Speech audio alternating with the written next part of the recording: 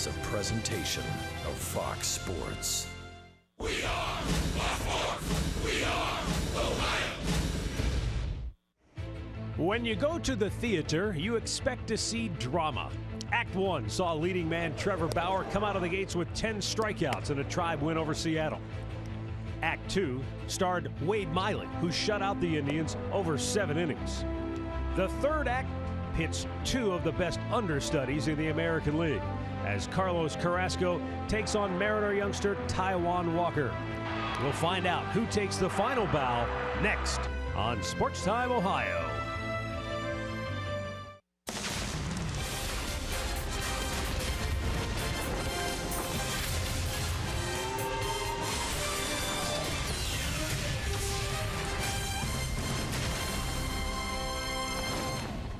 The clouds in Seattle have given way to some late afternoon sunshine as we get ready for baseball tonight at Safeco Field. It's Game 3 of this 4-game series between the Indians and the Mariners.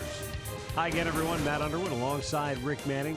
One thing we expect to see tonight is power, because both of these pitchers, Carlos Carrasco and Taijuan Walker, feature fastballs with a lot of velocity and breaking balls that fall off the end of the table. Well, yes, and when you look at Carlos Carrasco, he's making only his second start since coming off the disabled. He was on, maybe an 80-pitch count in his last start. We'll see, maybe he can get up to 100 this start, but he threw the ball very well. He had a no decision in his last start, but he's pitched well. One of his wins this year was against the Seattle Mariners back in Cleveland. He is 2-0 in his career. He'll be matched up with another nice right-hander, Taijuan Walker. Now, look, he has struggled. He has 6 losses against some of the American League, but it certainly hasn't been against the Cleveland Indians, because he is 3-0 in his career. And his one win, he's a good high fastball pitcher. He has a nice changeup and also a slider to go with it. He beat the Indians earlier this year in Cleveland. It is hard to believe he's lost each of his last 4 starts, and he's given up a total of 20 runs in those ball games. So we'll see what happens tonight as the Indians try to go a game up on Seattle in this 4-game series. We'll be back with a play-by-play coming up shortly, but first, Alan Jensen will join us from the studio when we come back. Cleveland Indians baseball is brought to you by W.B. Mason, the official office supplier of the Cleveland Indians. By McDonald's, I'm loving it. And by your local Toyota dealers, visit buyatoyota.com. Toyota, let's go places.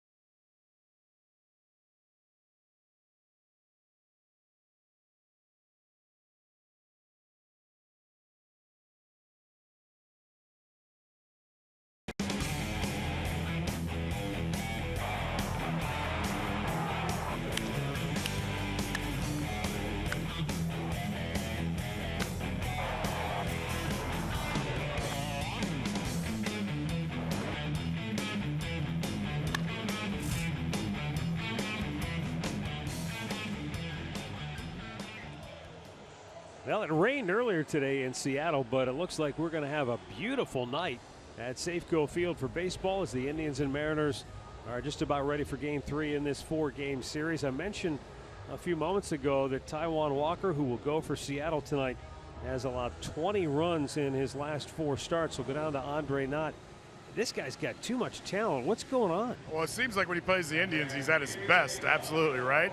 But the last couple starts, it comes down to intensity when you talk to the Seattle people. Only throwing 90 to 92 early in the first inning, something to pick up one. And the problem he had in his last start against Texas also was secondary pitches. He was beat on his changeup and his slider. But really, from the staff on the Mariners and the Moose here, they want him to throw hard early, and that would help him most because to get it back to where he was in the month of April. I'll tell you what else would help him. Better defense.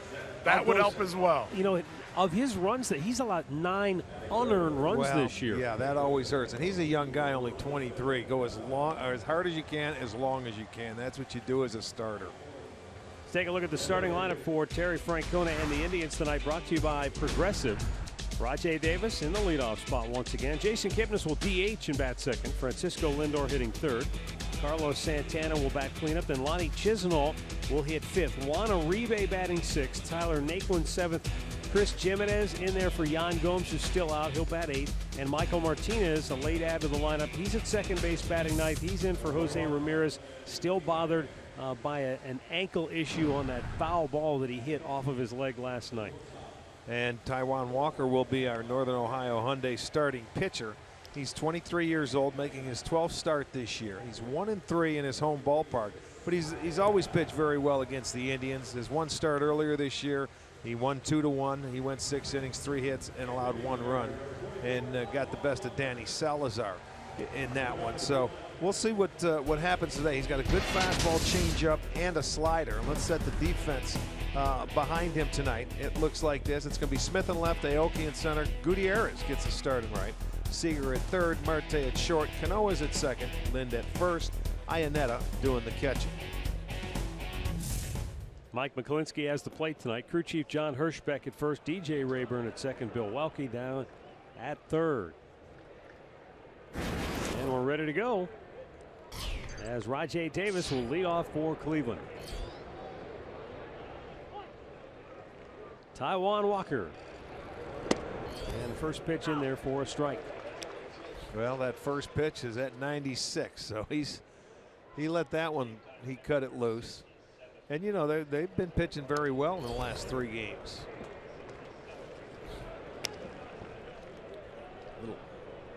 Taijuan Walker, big dude at 6'4", 235 pounds.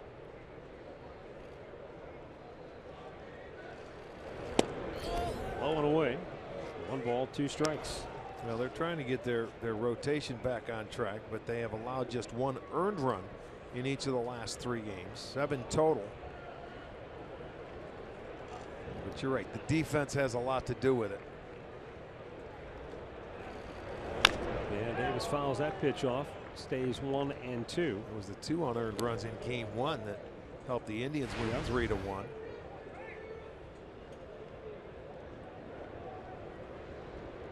The only earned run was the home run by Rajai. There's Felix Hernandez on the disabled list. He's the ace of this rotation. And Rajai down on strikes. 1 away. The injury report tonight brought to you by the attorneys at Elk and Elk. For the Indians, Jose Ramirez, Yan Gomes both listed as day-to-day. Gomes took a foul ball in a very sensitive area last night. Out of the lineup again today. They're hopeful he'll be back in there tomorrow for the series finale. And Jose Ramirez, you know, he could be available if needed in tonight's ball game. Danny Salazar has been pushed back. He'll start Sunday in Anaheim. Fouled that to an Indians fan on the upper deck. Nice job, Jason. Kipnis serving as the DH tonight. 0 for 6 in the series. He's walked a couple of times. Takes an off-speed pitch and a slow one at 76 miles an hour, but a little out of the zone. 1-1. That's like a curveball. Didn't know he had a curveball like that. He's usually a good fastball, changeup, slider. Yeah, he gets ahead with another high velocity fastball. And a count 1-2.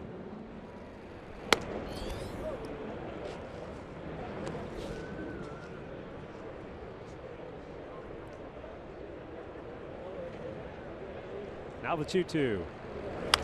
Hop back out of play.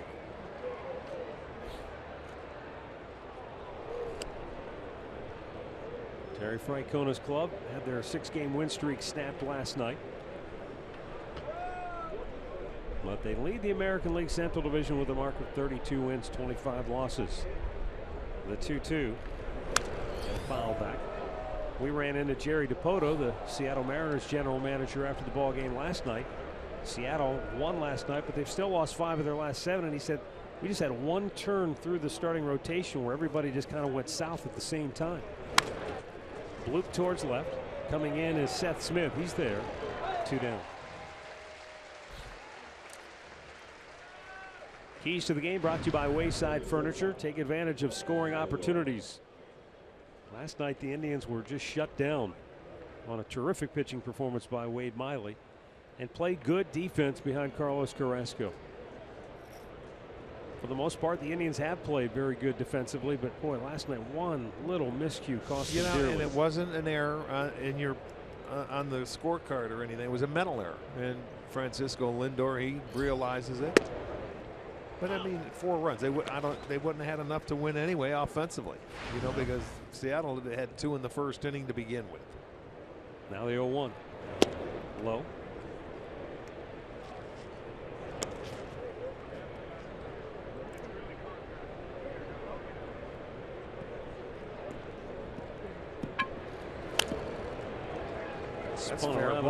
Spun around in the batter's box. Did that hit his foot?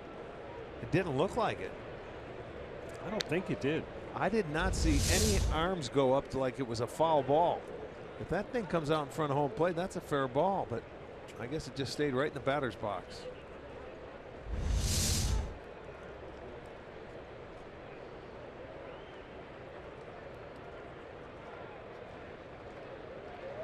Now the 1-2. Down low, and it'll even the count. Right fielder Franklin Gutierrez, the former Indian, well off the line. He's a good 100 feet away from the right field line. And understandable, because Taijuan Walker's bringing the heat here early on. Not an easy pitch to pull. Take a look at this on our Nissan pitch tracker. Inside, just off the dish. And he strikes him out. Taijuan Walker with a pair of Ks. The Indians go 1-2-3. The Mariners are coming to bat.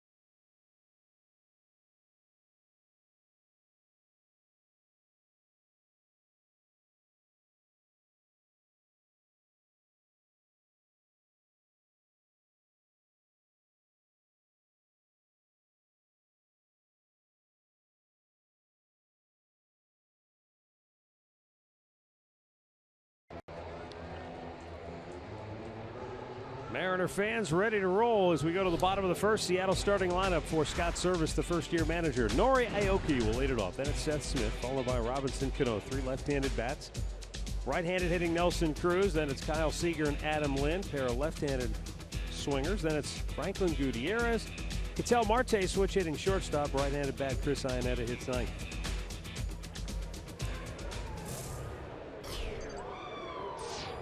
Carlos Carrasco. He lets it fly, and it's low, ball one.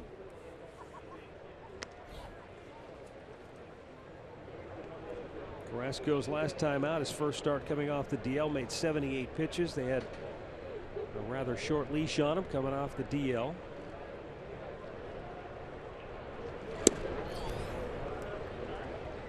Against Kansas City, allowed 3 runs on 9 hits. Yeah. He only threw 78 pitches in that ball game, and they slated him right around the 80 pitch mark in that start.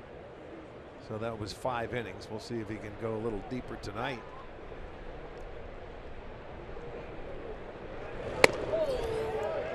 Up and away, it's 3-0. Aoki, not a guy that walks a lot.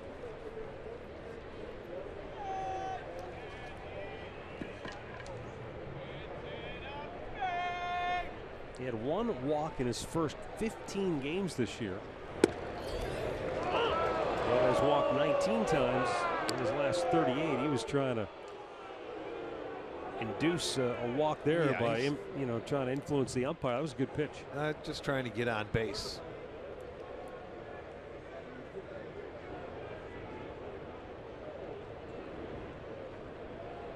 Now the 3-1. And he slaps at it, but it's out of play, foul, full count.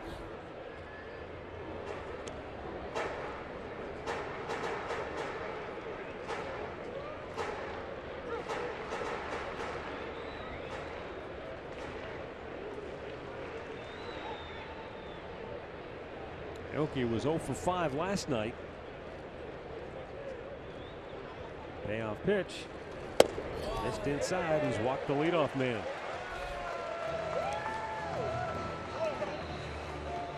Well, let's take a look at the Northern Ohio Honda starting pitcher in Carlos Carrasco. For Carrasco making his 6th start, his 2nd start since he's been off the disabled list, and he's pitched very well against in his career against Seattle. 2-0 in his career. 1-0 in this ballpark with a 1.50 ERA.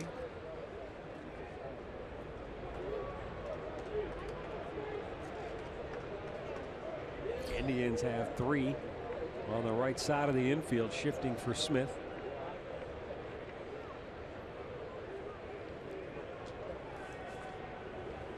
Smith, a guy that is in the first 2 games of this series hit the ball hard.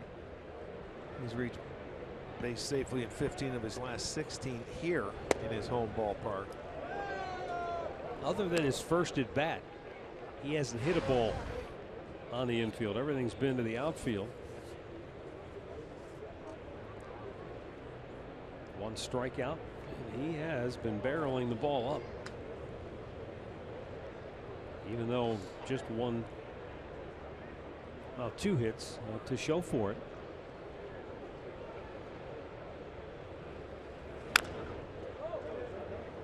One ball and 1 strike.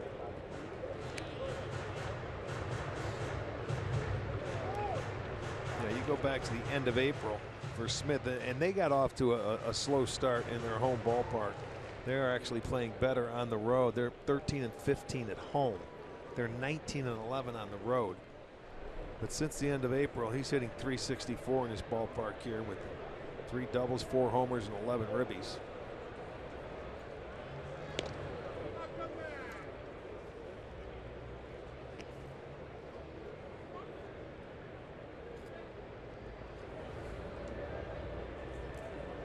You don't have to worry much about this Mariner team running, because they only have 18 stolen bases, which is 2nd to last in the league, but they've been caught 15 times. And Aoki on first base has been caught 7 out of 10 times. High fly ball. Center field. Tyler Naquin is there. And he makes the catch. Well, let's set the Indians defense, brought to you by Jeep. It's Davis in left, Naquin making that play. He's in center. Chisenhall over and right. Uribe at third, Lindor at short. Ramirez, it's Martinez at second. Santana is at first. Jimenez doing the catching.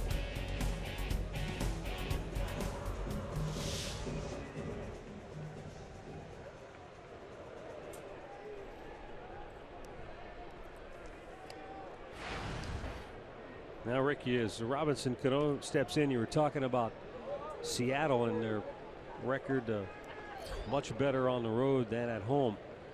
You look at Seattle overall, and where they've really cleaned up this year is against the American League East and in interleague play. They took 2 out of 3 from the Yankees, 2 out of 3 from the Orioles. They swept the Rays, and then in interleague play they swept the Reds, and they took 3 out of 4 from San Diego. Got a losing record against the Central, 3 under in their own division.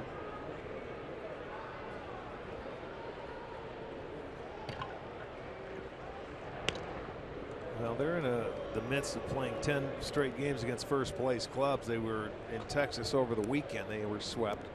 Cleveland in town now for a 4-game set, and then Texas follows them here for the weekend.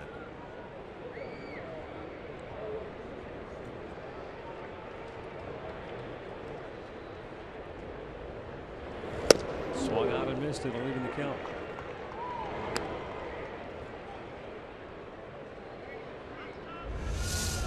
Check out the good movement on this pitch from Carrasco. That's something that Trevor Bauer had a lot of in game 1 of this series, the good moving fastball. Yesterday they were able to get to the Anderson fastball.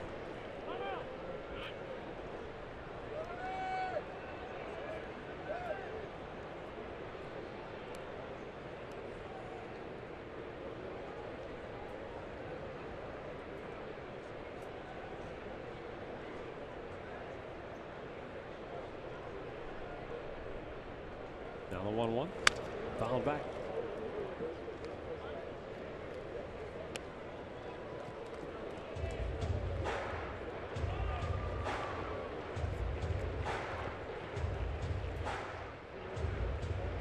Robinson Cano began the day 3rd in the majors in runs batted in with 48. Tied for 5th in the big leagues with the 16 home runs. Yeah, he's really off to a very good start this year, something that they've wanted him to do ever since the day they signed him to that big free agent contract.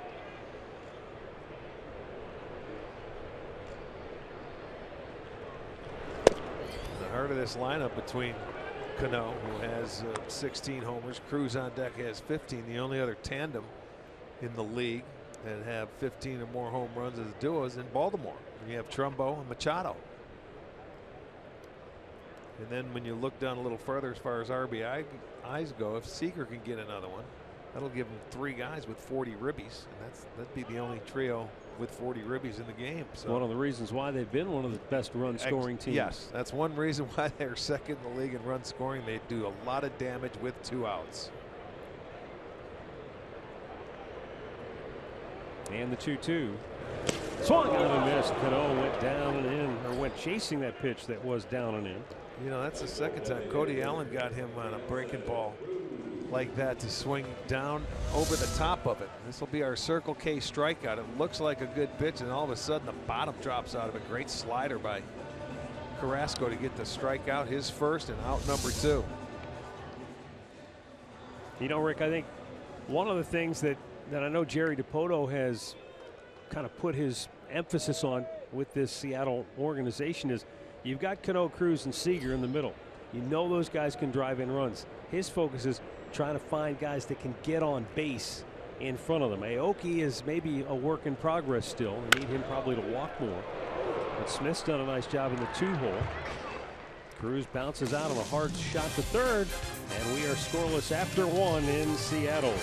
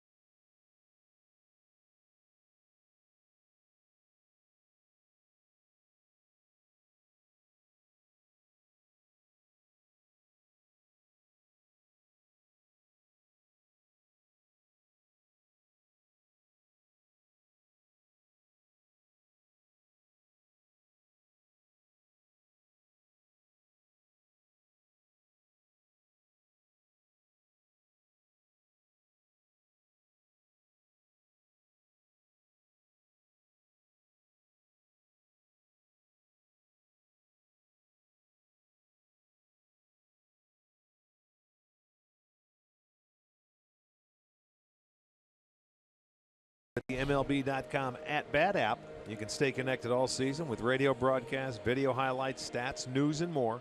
Download MLB.com @bat, the #1 app for live baseball on your smartphone and tablet. Leading off for Cleveland here in the second inning is Carlos Santana. He'll be followed by Lonnie Chisenhall and Juan Uribe.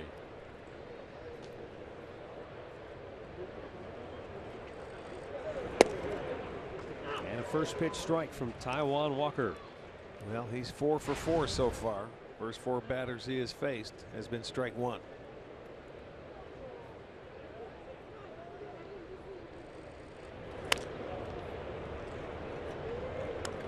You know, Andre hit on it at the top of the telecast.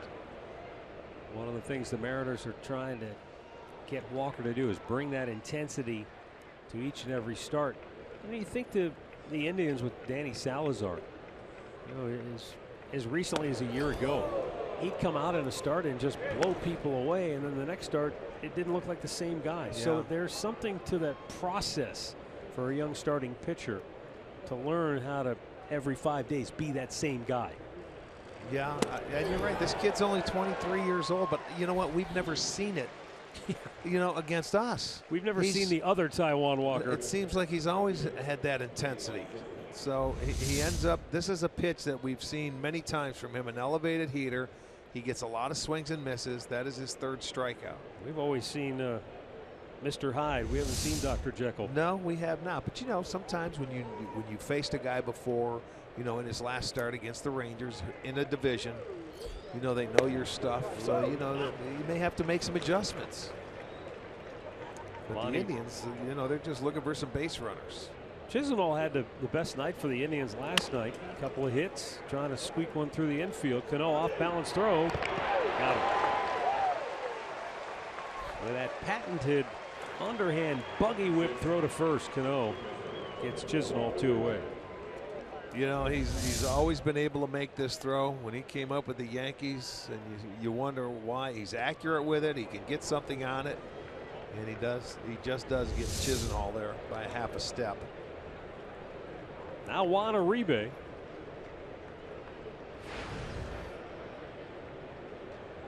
Hitless in the series, did drive in a run with a sac fly in the opener.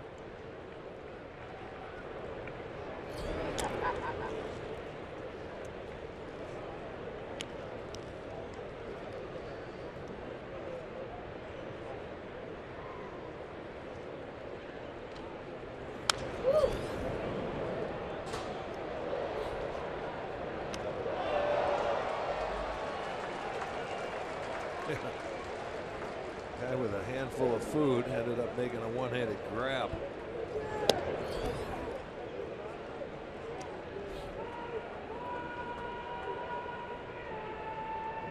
That's bringing the intensity.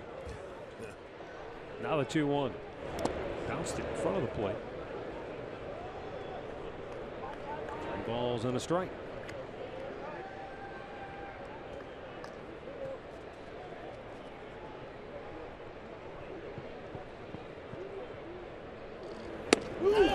Chased ball 4 on a high fastball.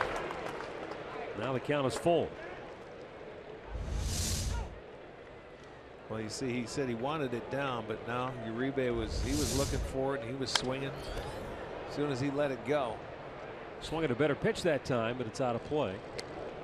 You almost feel like he's going to swing at anything if it's a fastball up.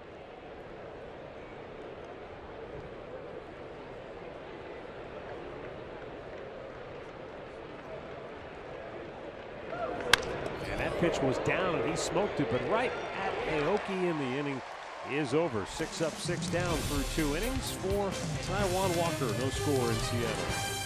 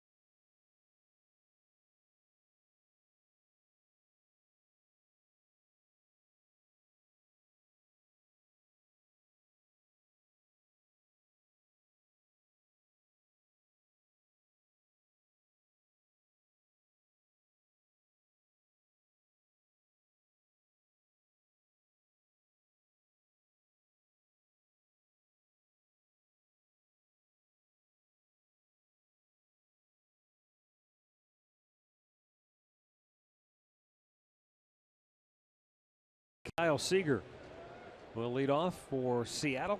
Carlos Carrasco walked the leadoff man in the first and then sit him down 1-2-3 after that. Seager 1 for 7 in the first 2 games with a double. That was that first pitch back and that bottom lost hand a handle of the bat. It sure did. He's may have to go get some more claw to put on that bat. That hand came right off. Is that common because you don't want to squeeze the bat too hard, right? I mean, there's a fine with line. everything, they have the gloves and you have that stick 'em and the claw. It surprises me sometimes when you see it, especially on the very first pitch. Good breaking ball. Boy, that was a nice change of pace by Carrasco, dropping it over the outside corner, and he's ahead of him 0-2. As you see, Seager has really swung the bat well against the Indians over the last 5 years.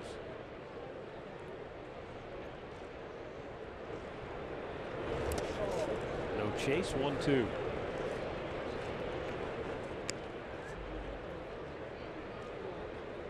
He was actually number 2 going into yesterday, but Seager only 1 hit in the series.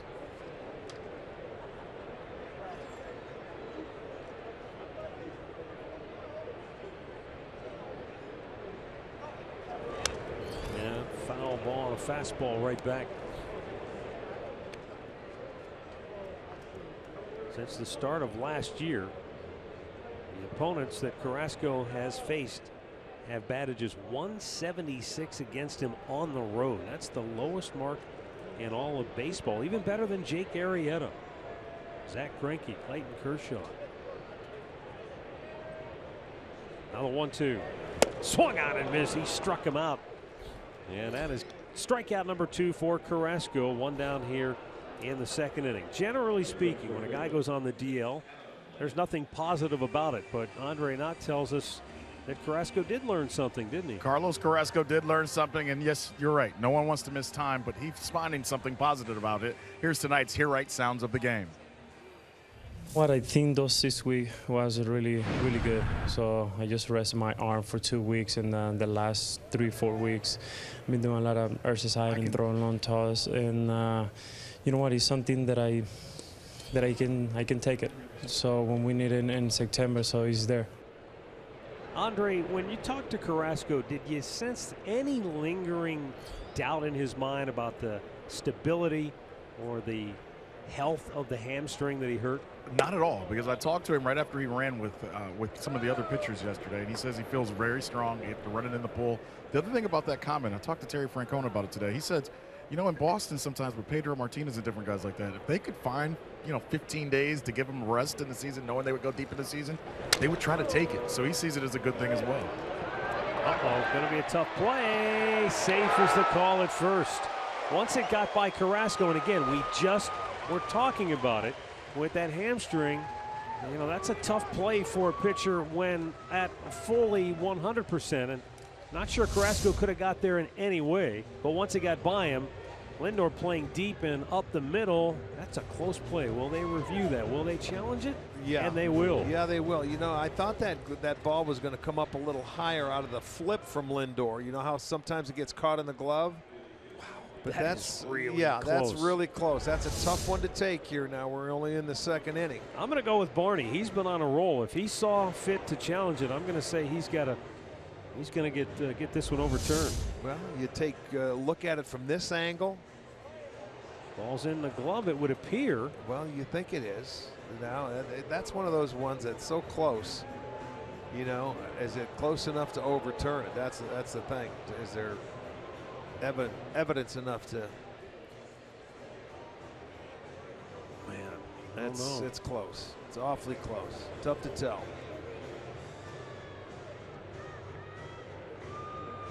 If the call stands, runner at first and 1 out.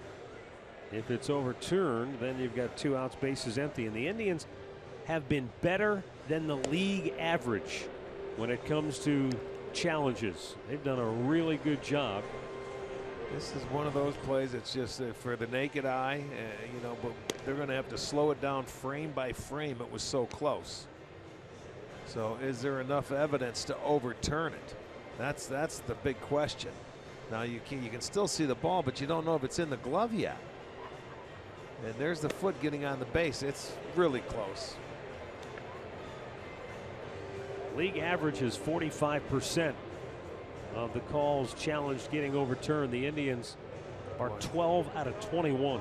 Boy, I'd be surprised if they overturn it. I mean, just it's that close. Got to be clear and convincing, yeah, right? Yeah, that's the thing. I don't see clear and convincing out of the replays that I looked at. John Hirschbeck, the crew chief, on your left. Out. Oh, yes. Good call. I told you, stay with Barney. No, he's on a roll. You're right. 13 out of 22. I'll tell you what, great challenge, guys. Barney and Atch. Mike Barnett's got Atchison at the controls in the Indians video replay command well done. center. I'm telling you, that's not an easy one to pick up. But boy, they saw something that they liked. Ball's in the glove. Yeah, and there I you guess go. There's just enough daylight to get that call Good job. overturned. So 2 away, and Franklin Gutierrez will step in. Less than 2 minutes on that replay review. You know, I don't get wrapped up in it. Who cares what it takes as long as you get it right? You know? Well, you don't want it dragging on. Well, no, too you don't long. want 4 or 5 minutes. Right. I understand that. But, you know, for me, you don't have to announce the time it takes to get it. You're not talking about me. You're talking about the press box. Yeah, exactly, where they have to announce it. Yeah, only reason I brought it up is because he said it. No, I hear you. I think if it's under 2 minutes, that's what you're fine. shooting for. Absolutely. You get beyond 2 minutes. And I mean, that was a close one. I expected that to take some time. I've been impressed lately, Rick, at how quickly. I mean, usually they've been coming right out and bang within 30 seconds. We've got an answer. That one probably just took a little more time because it was so very close. Yeah.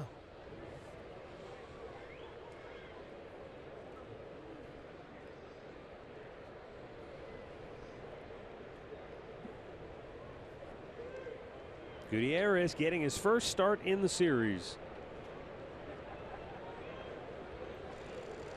And a ground ball hit to short. Lindor throws him out, and a good 1-2-3 inning for Carlos Carrasco, aided by the replay challenge.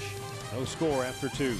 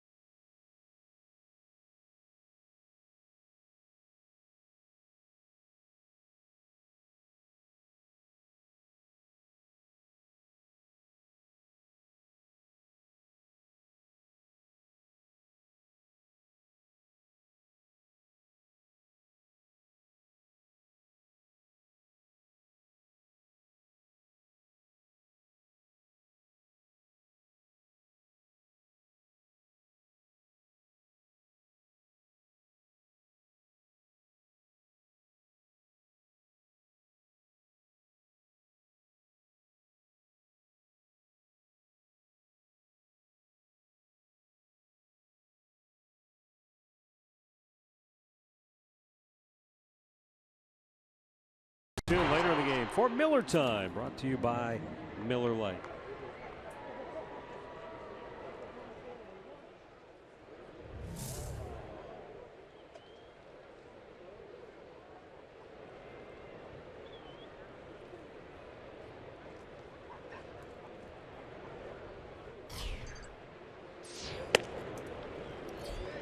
Tyler Naquin leading off here in the third for Cleveland.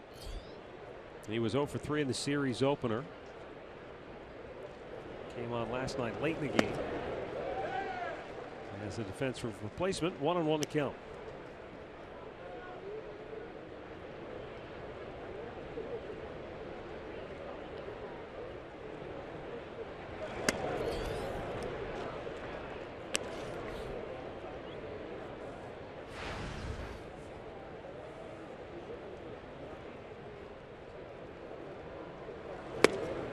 And he elevated the fastball just enough. 2-2, and it was away.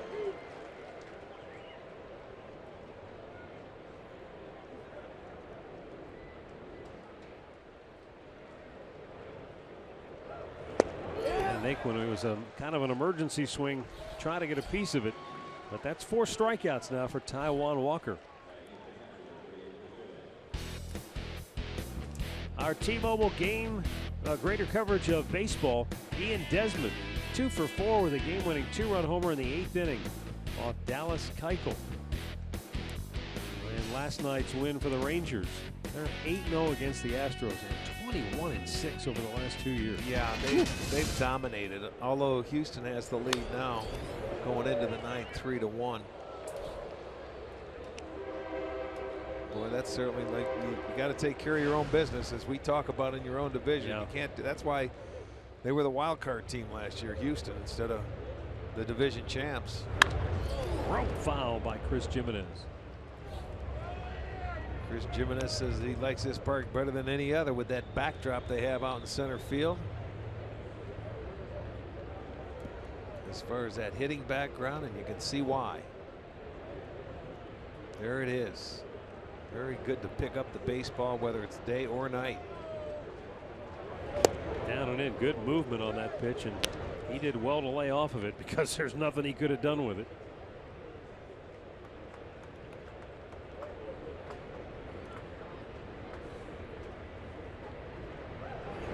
In the dirt.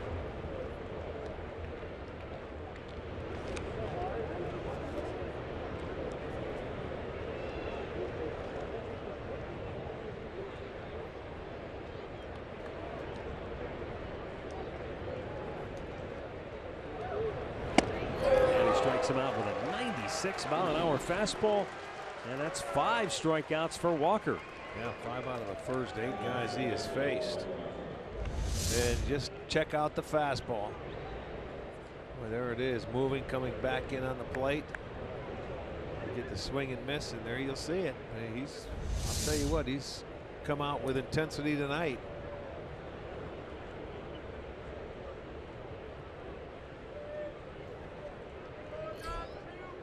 Michael Martinez with a big swing and a miss. Now, Rick, the guy's throwing this hard. Do the Indians need to do something offensively to adjust? It looks like the swings are a little long at times here. Well, right now you're just getting that first feel. You're going through the lineup for the first time tonight.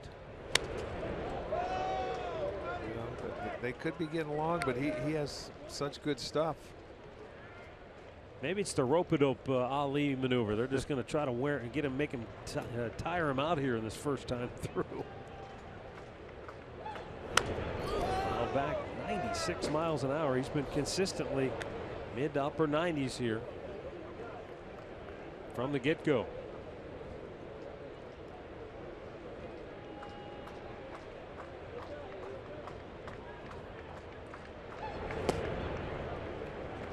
Martinez did well to lay off. Again, if you join us late, Michael Martinez was a late add to the starting lineup. Originally, Jose Ramirez was slated to start at second base, but that ankle's still pretty tender from where he fouled the ball off last night.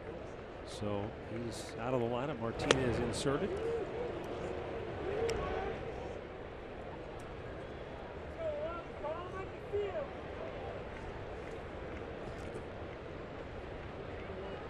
Now the 2-2.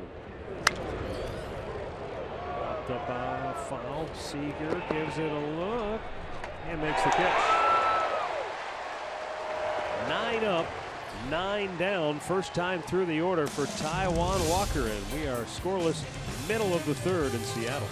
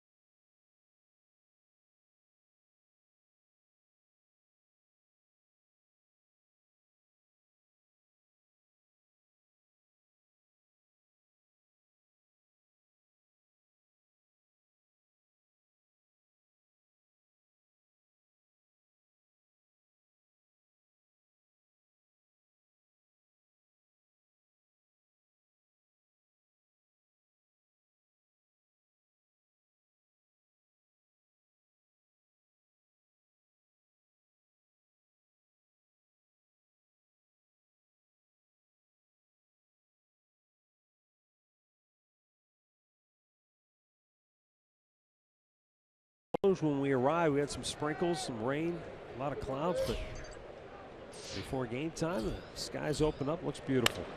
Rope down the line, foul. Yeah, that's the nice thing about it, isn't it? Yeah. Chance of rain, you know you're going to play. You cover it up, but it's gone for the game, so you open it back up. Nice. I know it was a ton of money, but conceptually, this was a really well-designed ballpark with the ability to just roll the roof over if it's raining. You don't enclose it. I mean, it's still open air. Exactly. It's never enclosed, which is why they can have the grass and the dirt just like a regular ballpark. Yeah, and it's still, when it's cold, it's cold. Yes, sir. You can feel it. It's not a controlled 72 degrees. No. Yeah, it's a beautiful ballpark up here in the Northwest. And that's one of the things, too, Rick. We talked about it the other night with the dimensions here at the ballpark. They moved the fences in. Almost 15. So this is the third year. Yeah. With the new dimensions. And down the lines, they're exactly the same. Right field's exactly the same. Left and left center is where it's come in the most, about 15 to 17 feet in different spots.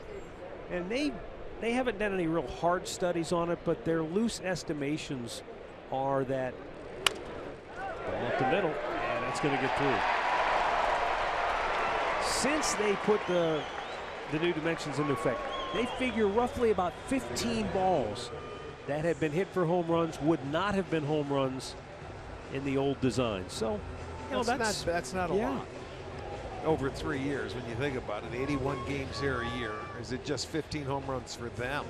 Well, yeah, I don't know. I didn't get the exact breakdown, but the other thing, the reason I brought it up is because we're talking about weather, atmosphere. They think that more than the fences, it's the way the weather impacts the game here because, and they said, we've seen it in this series alone. First 2 days, warm, balls carrying. Yes. Tonight, tomorrow, 67 degrees at game time tonight. It'll probably be about the same tomorrow.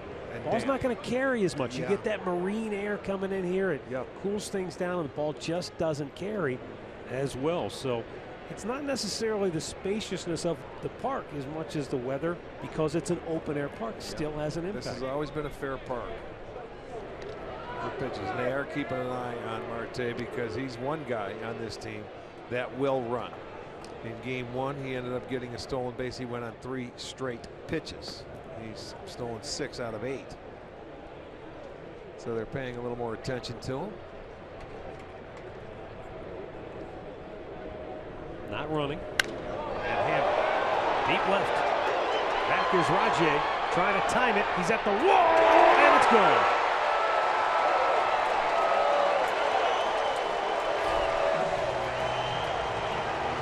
Davis, I'm not sure how close he came. I think it was real close. Just by the way he's reacting, I'm not 100% sure. He got back to the wall. Looked like he was trying to time it. I don't know how close he got to it. We'll get another look. Looked like a breaking ball there that stayed on the inner part of the plate. He hit it high. Iannetta just over his glove by about a foot or so. And that's all he could do. He had to try and time it because it was hit so high. His jump and his timing was perfect. It's just that that ball was hit a little too far. Great look right there. Yeah, it really was. That's Iannetta's 5th home run and the 6th given up by Carrasco. So the home run ball has been something very big for these Seattle Mariners. That's their 85th home run. That was behind Aoki, and that'll definitely get some eyebrows raised as it actually nicked him, so he'll get first base. And now the Mariners, for the 2nd straight game, take the lead on a 2-run homer. Last night it was a 2-run homer in the first. Tonight it's a 2-run homer in the third. That's a changeup. So that changeup he just hung on to way too long.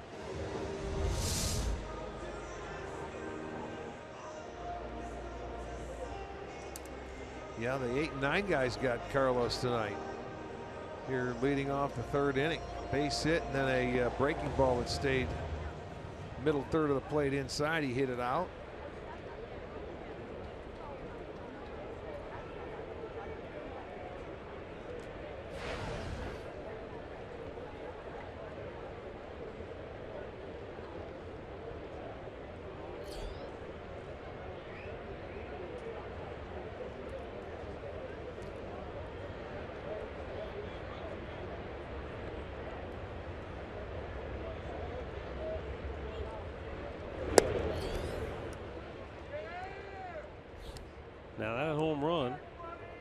estimated at 361 feet.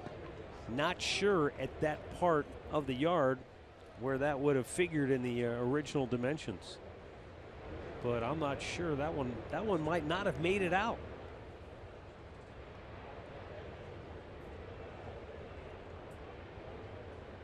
Seth Smith fly to center his only time up. And a swing and a miss, 1-1.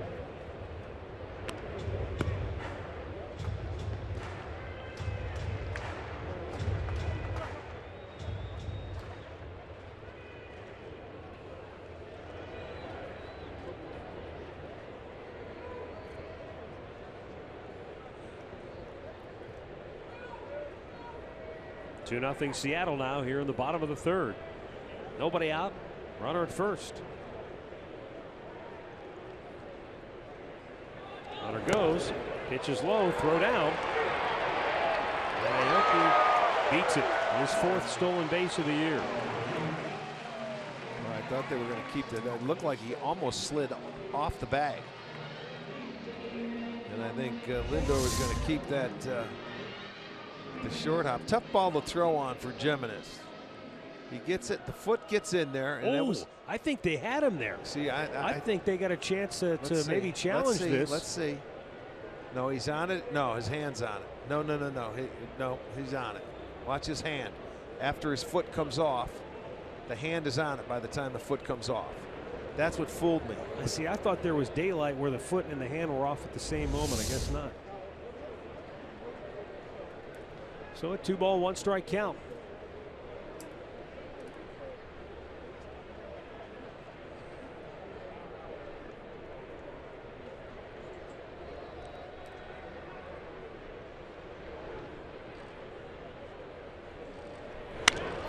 Out of play, left side.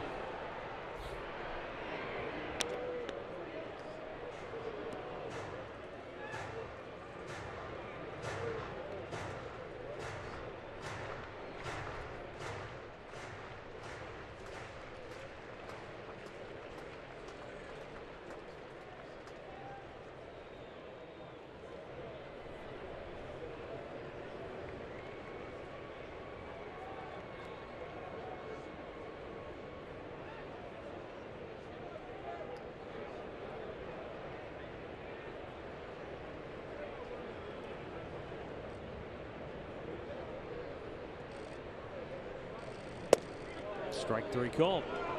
Third strikeout for Carrasco. One down here in the inning.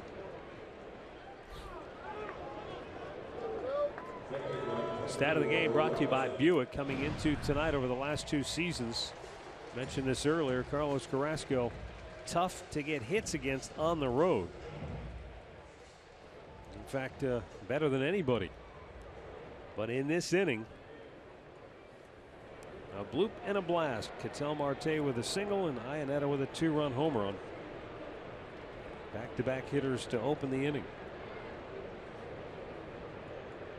Now Robinson Cano struck out his first time up.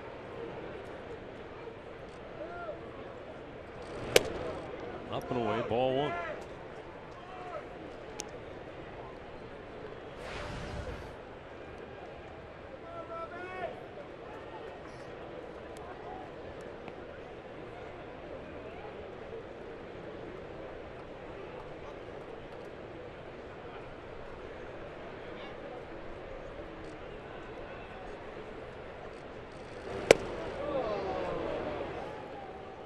Able to get Cano to swing at that pitch in his last at bat as well.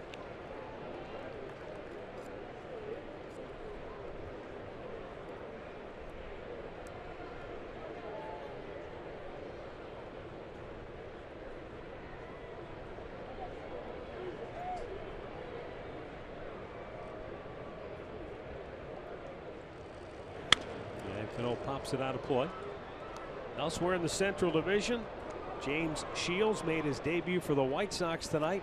Gave up 7 runs in 2 innings of work. And the Nationals are hammering Chicago 10-0 in the 8th inning. Blue Jays beat the Tigers 7-2. Kansas City lost for the 7th straight time. They were blanked by the Orioles 4-0. Now the 1-2 pitch. Shoots at the third, right at Uribe. And there are 2 down. Well, the $13 district ticket presented by Sports Time Ohio is back and includes your first drink. You can grab some friends and catch the game from the corner or the new drink rails in left field. The district tickets are only available online at Indians.com.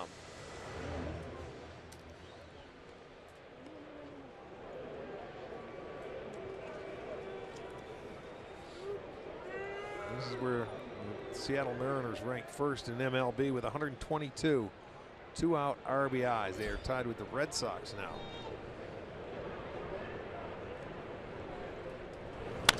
Cruz a bouncer to third. Uribe will have a long throw across. On the money. Inning over. But the Mariners do some damage on a 2-run homer by Chris Iannetta. Rajai Davis will try to ignite the Indians when we come back.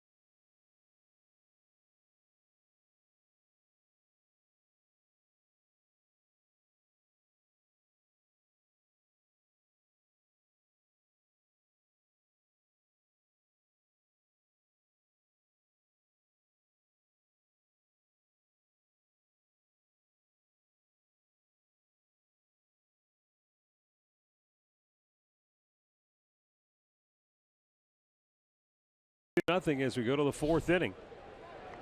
And the Indians, I hope it's feeding time for the offense, because first time through, 9 up, 9 down, 5 via the strikeout, including Rajai Davis, who swings and misses at a fastball.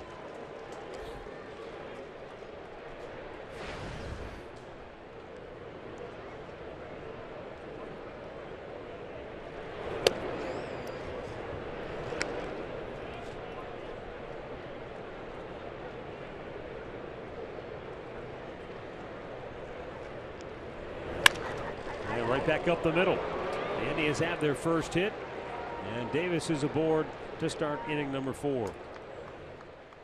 Hey, let's go back to the studios right now for an in-game update with Al Pawlowski.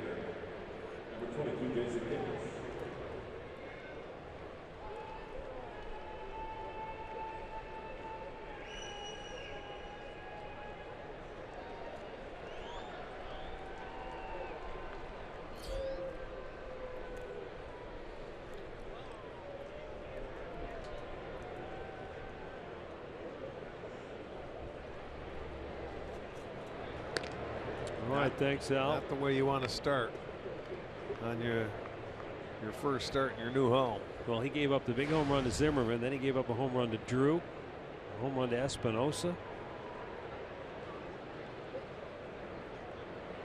It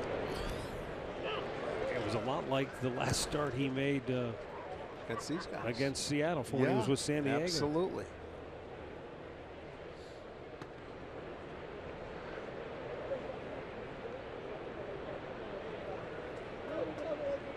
Let's see if the Indians can get something going here. Jason Kipnis with Rajai at first.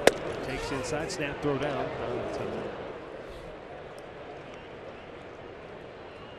And the count 1-1. Well, he breezed through the first time through this lineup. So getting that leadoff man aboard, getting on with a hit by Davis certainly helps. Be nice to respond some way, shape, or form here in the top half of the fourth and answer. You know, when you think about it, the first 2 games, the Indians only have 11 hits and 4 runs, and 2 of those 4 were unearned. So offensively, they were swinging the bats very well, and it's been cool. Kipnis shoots one to right. That's going to get down. Rajay had started to second. He stopped, started to go back to first, and then realized Kipnis hit it, and he had to turn on the gas again and go to second base. Yeah, Kipnis hit a really good pitch here. This ball was way down in the zone. And, you know, Rajay was going to break to second, but he picks on, I think, a changeup down there. And he was going to come back and then realize the ball was hit. You know, and you see him do that when he wants to try and steal a base and he doesn't feel like he gets a good job, so you break back. But then Kipnis hit the ball, but he got a base hit, so there's a good start to this inning. Yes, indeed. Now Francisco Lindor struck out his first time up. Showing bunt, pulls it back. By the way, that hit for Jason Kipnis, the 700th career base hit in his career.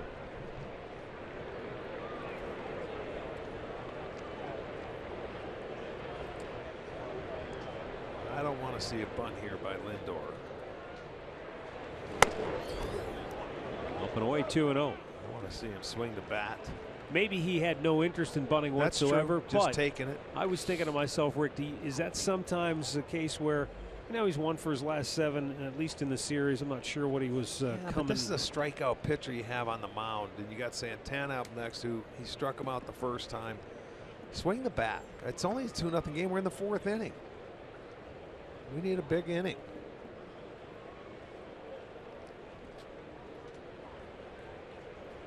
Still hitting over 300. No, for me, I want to see him swinging. I can see him taking a strike here if he wants to.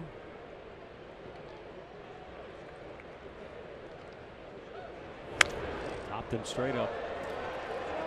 And the catcher, Iannetta, grabs it. 1 down. Well, kids tickets start at just $10 for kids 12 and under with the purchase of an adult ticket. The tickets are located in the family deck out at Progressive Field, home to the expanded kids clubhouse, and you can get your tickets at Indians.com. Well, now with 1 away, Carlos Santana struck out his only time up.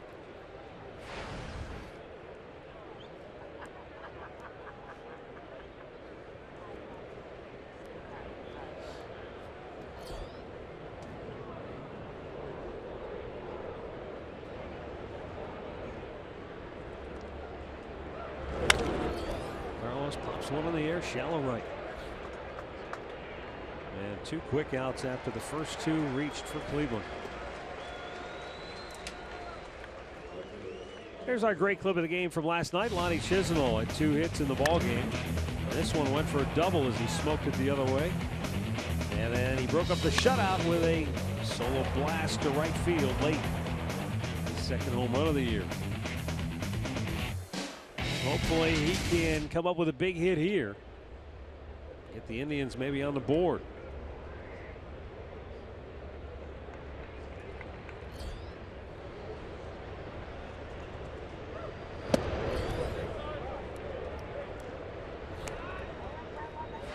Overall, Indians have scored 75 runs with 2 outs and runners in scoring position on the year.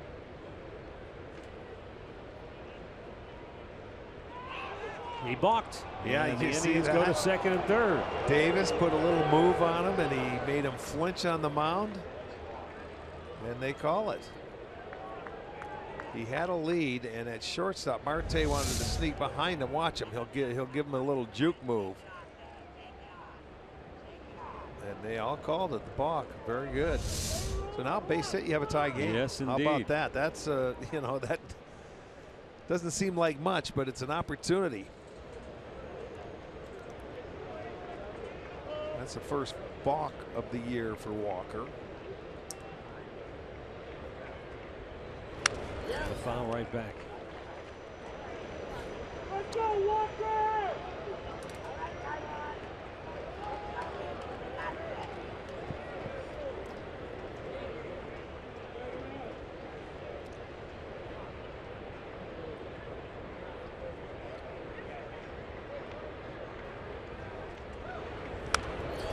That's fouled right back. 1-2 the count.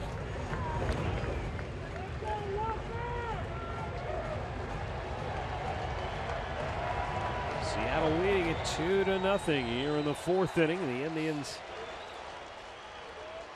put tied with a base hit.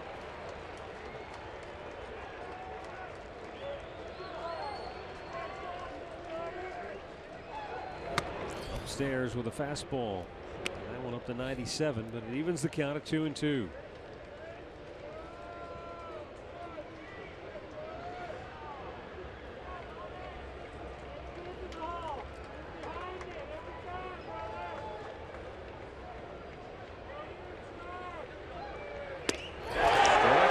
With a fastball.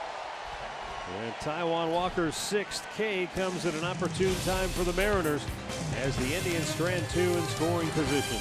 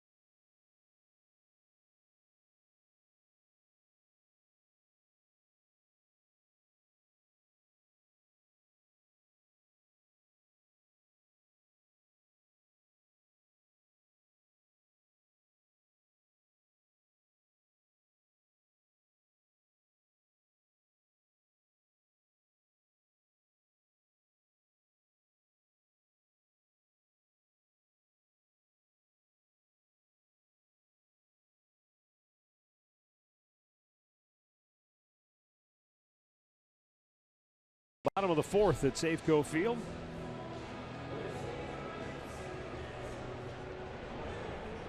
Kyle Seager, Adam Lind, Franklin Gutierrez to bat for the Mariners.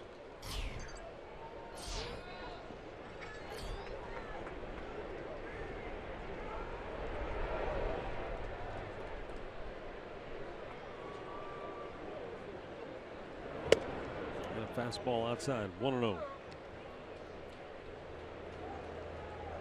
Houston finally beat the Rangers 3-1 down in Arlington.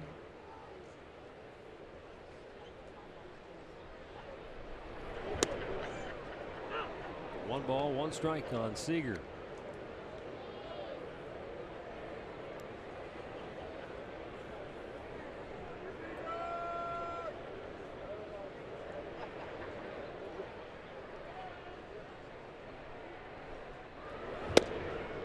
Pitch.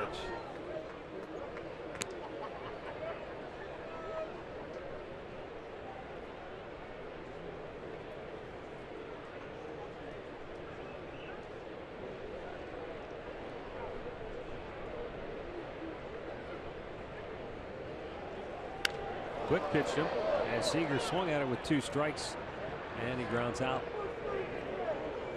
1 down.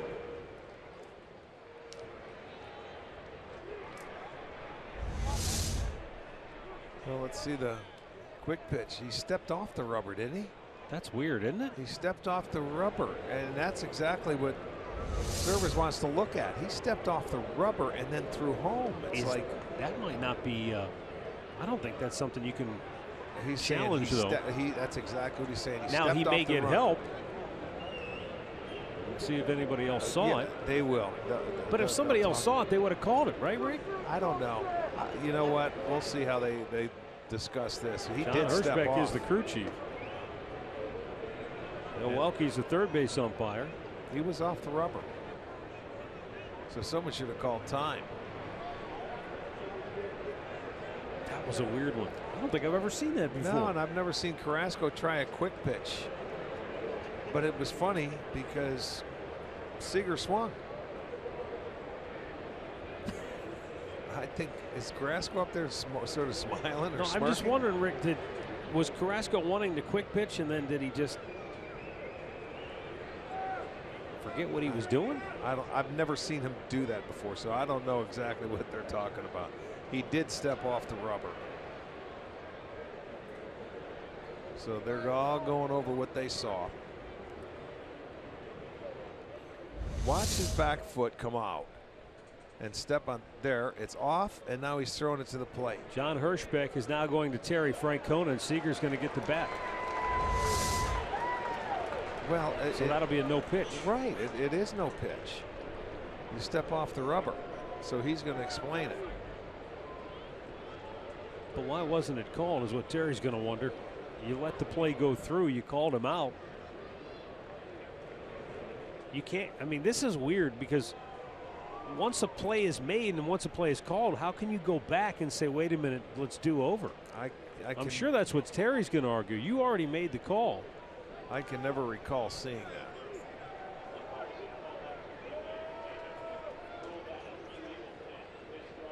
Yeah, you can rule it an illegal pitch, but how do you do it after the fact, I guess is the Well, problem. they discussed it. Maybe they didn't have time. It happened so quickly. Well, balks happen quickly, and they sure usually call those fast.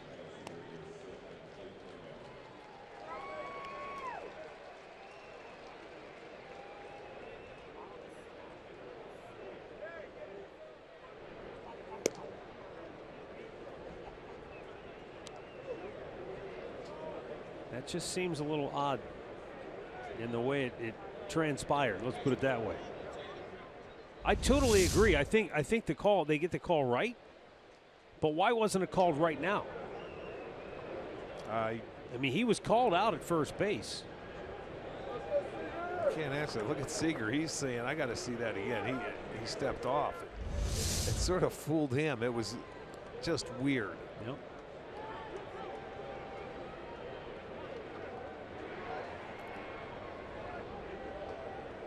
So he comes back and it's a 2-2 count.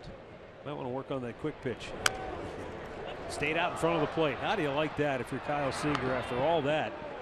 You get a chance to go back up and continue at the bat, and he hit it about 3 inches in front of the plate. Well, not worth the extra out. That's like getting a mulligan in golf and hitting out of bounds. Dribbling it off the tee. Yeah, exactly. Not getting it past the woman's tee, so you're out. Okay. Well, that's something we've never seen before. Step off the rubber and throw home.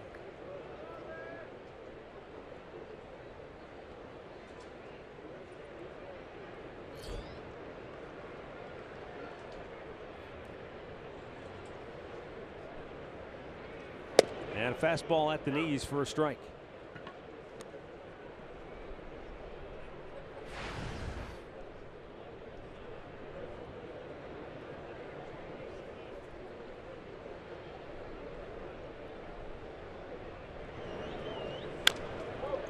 Pulls it foul.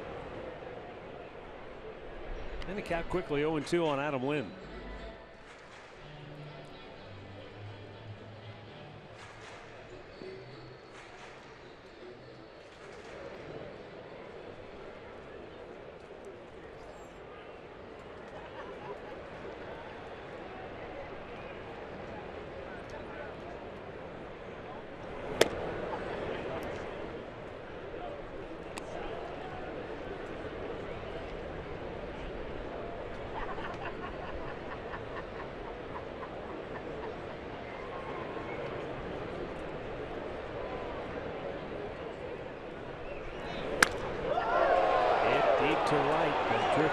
is Lonnie Chisenhall and makes the catch.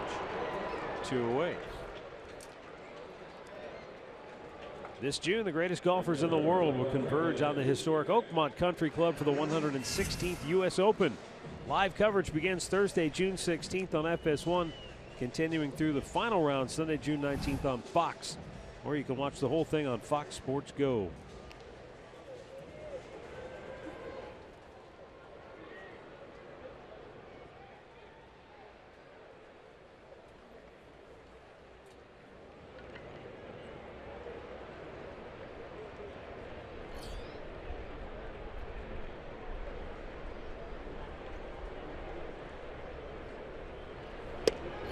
Playing home run derby tonight in the Bronx. Chris Parmelee hit a pair. Yankees hit 4 total. The Angels hit 3 home runs, one by Mike Trout, his 13th, but New York wins it going away. 12-6 is the final as New York scored 4 in the 6th and 4 in the 7th.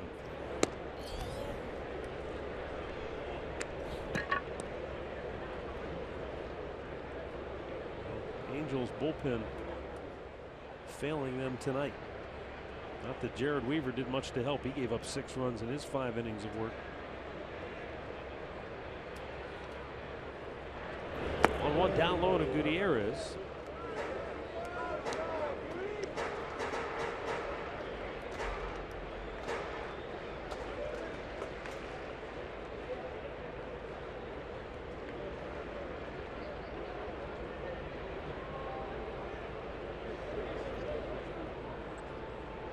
Two, one.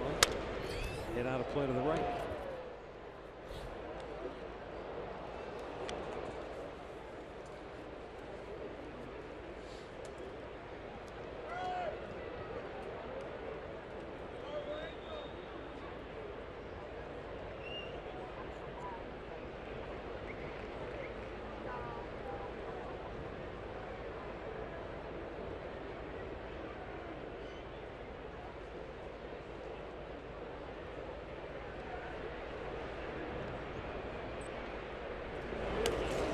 Chased, he did, says home plate umpire Mike McClinsky, and the inning is over.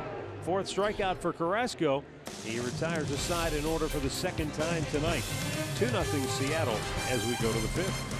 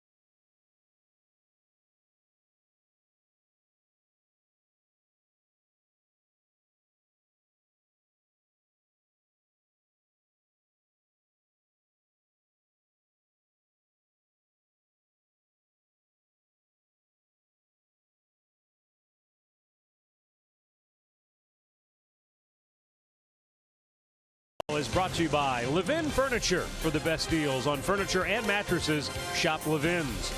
By your Northern Ohio Honda dealers. And by the Cleveland Clinic. Access anytime, anywhere.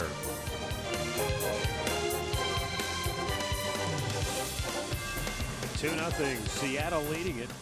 5th inning. And Juan Uribe to lead off for Cleveland. Ground ball sharply hit to first, but Adam Lynn flags it down. 1 away. It's been about what we expected. A pitcher's duel. And Taijuan Walker has been the better of the two to this point as we take a look at our AT&T high-speed replay. There's one changeup and another changeup on 2 strikeouts, and then you're going to see a steady diet of the fastballs. He throwing it right by the hitters, and he has a good fastball. He's been in the mid-90s tonight, and that's usually what we see, the elevated fastball from him, or what we've seen in the past.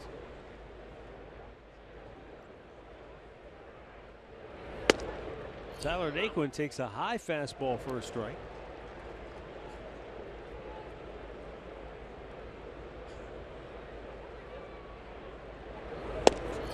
And now a low fastball at the knees. And it's 0-2. Taijuan Walker's been pretty sharp. Indians thought they had something going in the 4th with back-to-back singles to open the inning, but quickly fizzled, and now Naquin on 3 pitches is retired for out number 2. 7 strikeouts for Walker. Again, he got Tyler to swing at a pitch down last time up, and then rides this one up above the belt and away, and he doesn't catch up to it. So strikeout number 7 for Walker. And now Chris Jimenez, who struck out his first time up.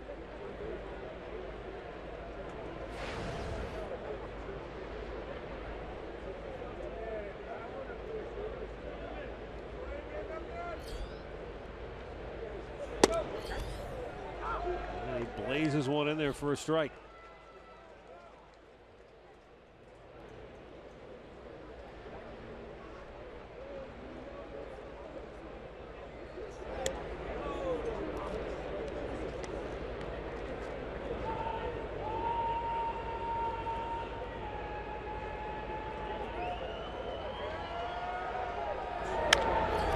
Popped him up. Shallow right, in comes Gutierrez, and it's Cano who calls for it, and the Indians go quickly in the 5th.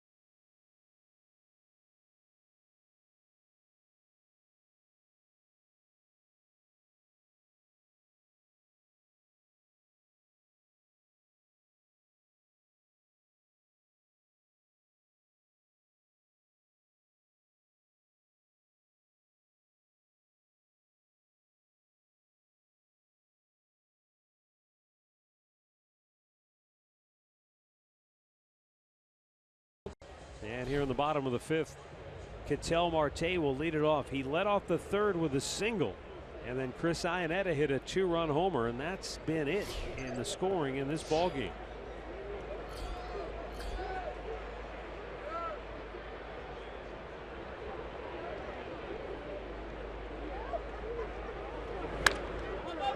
Pops the first pitch up on the infield. Lindor backpedaling. 1 down. Game recap brought to you by your local Toyota dealers. Here it is. A breaking ball that Chris Iannetta hit just beyond the reach of Rajai Davis.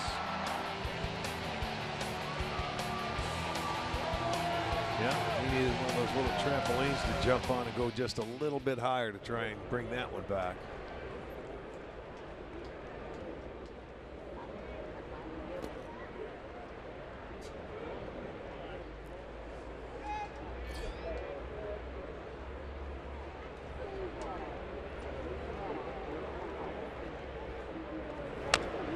Foul back.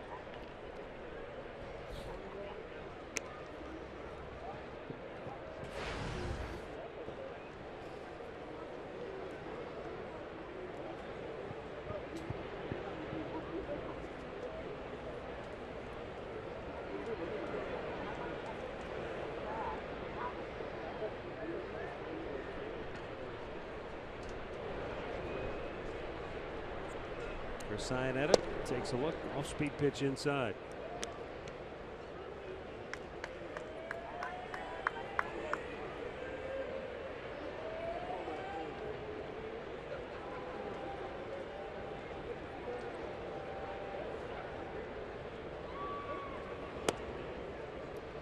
Same pitch, same result, 2-1.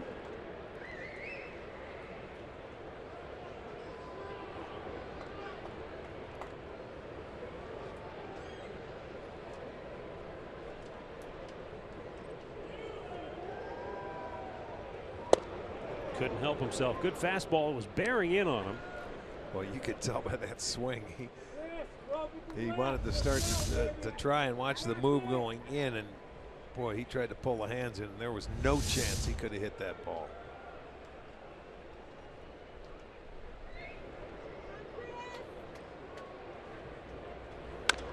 Bounce foul third base side.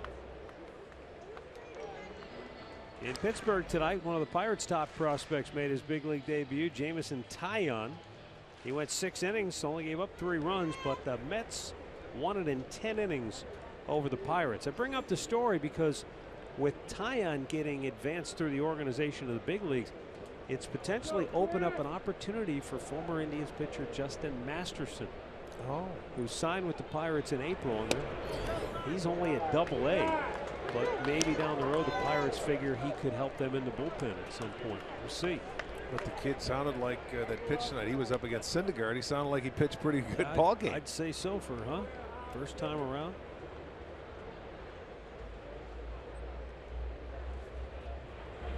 That's hit hard.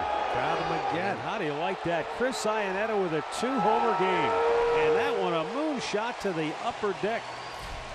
I think that was the same slider that he threw the first time, and this one went farther, except this one had a little more out over the plate to it. The first one was inside, but he didn't miss that one. He was messing around with that slider in there. Now, Iannetta usually likes the fastball, but he's hit 2 sliders out of here tonight.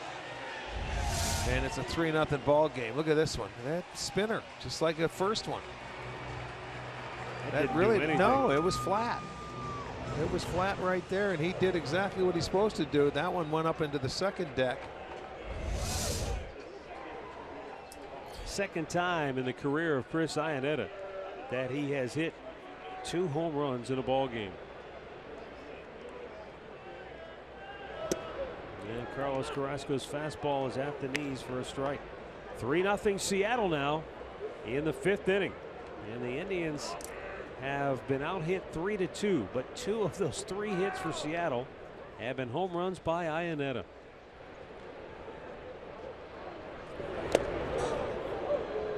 And it's 0-2.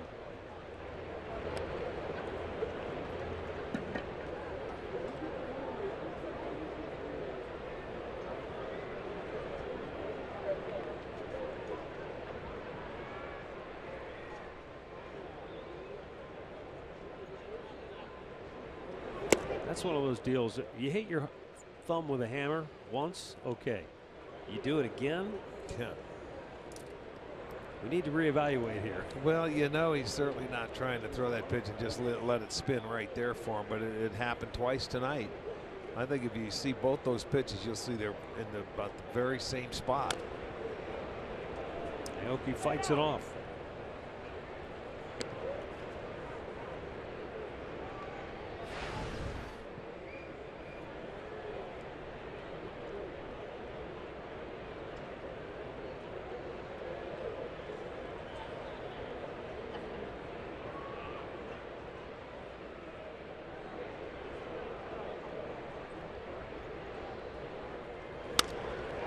to third. Uribe cuts it off nicely and throws him out 2 away. Well, let's take a look at those pitches that Iannetta hit out of the ballpark. This is the first one. Stays right there. He stayed down on it. That one was a much higher. Watch this one. They want it away. I mean, that's like a replay. Yep. That's exactly like a replay right there. But both pitches, same result. A 2-run homer and a solo shot. He's driven in all 3.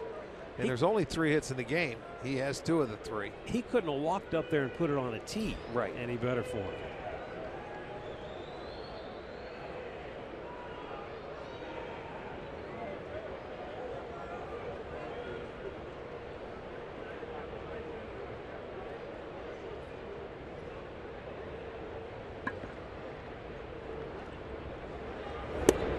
A little bit low to Seth Smith, who was 0 for 2 tonight.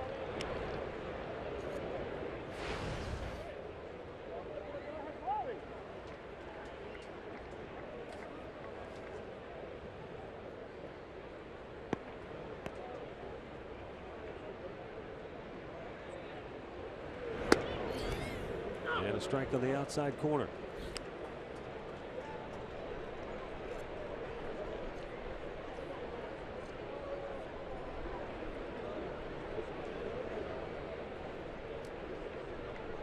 One ball, 1 strike with 2 down here in the 5th. And a breaking ball just misses outside, 2-1. Well, congratulations to the Cleveland Cavaliers. They're trying to make a series out of this thing yet. They blow out Golden State by 30 points tonight in Game 3 of the NBA Finals in Cleveland. 120-90. Who saw that come? Huh? Well, they had to do something. They're on the board. Weekly tap toward first. Santana will take it himself, and the inning is over. It's Chris Iannetta night here in Seattle. He's hit 2 home runs in a ball game for just the 2nd time in his career, and the Mariners lead it 3-0.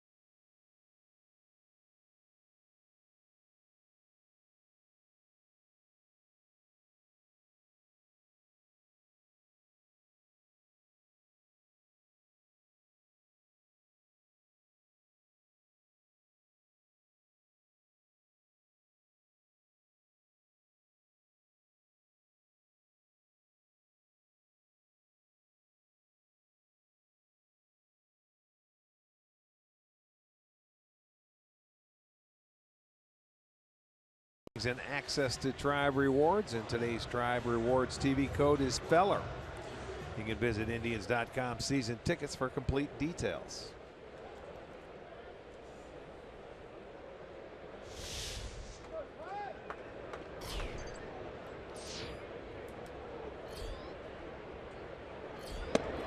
Michael Martinez showing bunt, pulled it back and took a strike.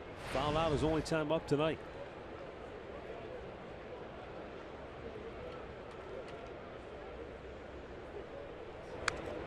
Right back.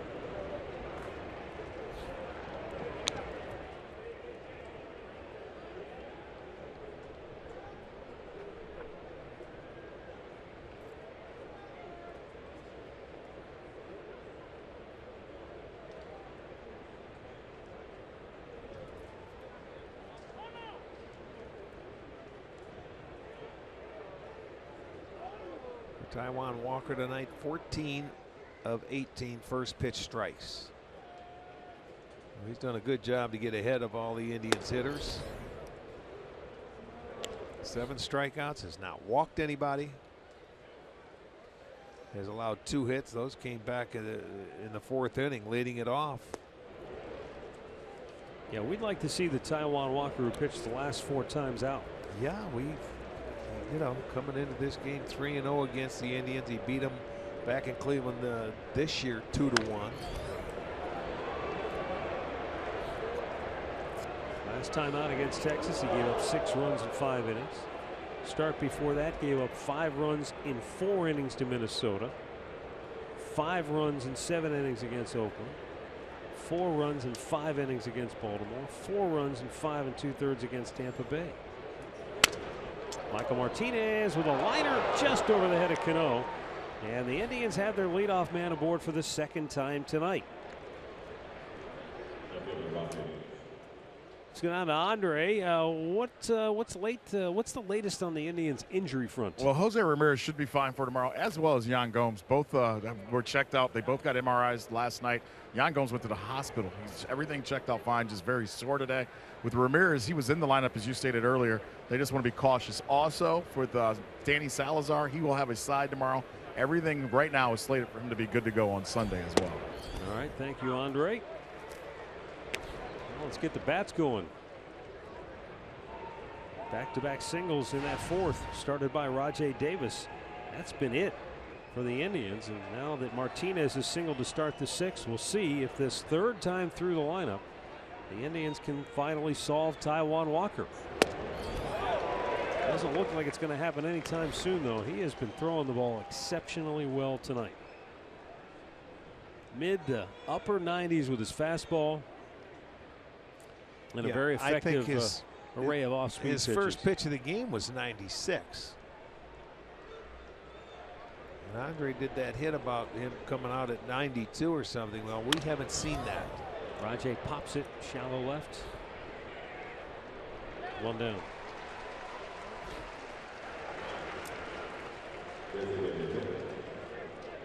And now comes Jason Kipnis, who singled his last time up. Kipnis hit a good pitch, put it into left field, or put it into right field, excuse me.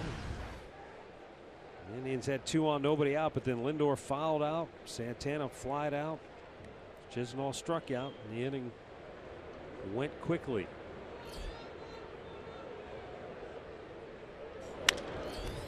Pop to left. Nothing doing. 2 away.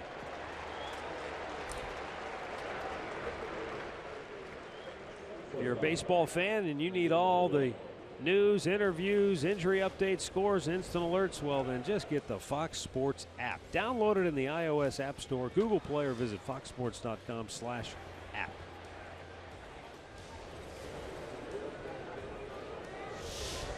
Lindor struck out on the 1st. And then in that 4th inning, just sort of an interesting sequence. First pitch, he showed bunt, pulled it back, took it for a ball. Then did not show bunt on the 2nd pitch. It was high 2-0. And then a big swing and popped one straight up behind the plate. Iannetta caught it. And the inning just fizzled in a hurry.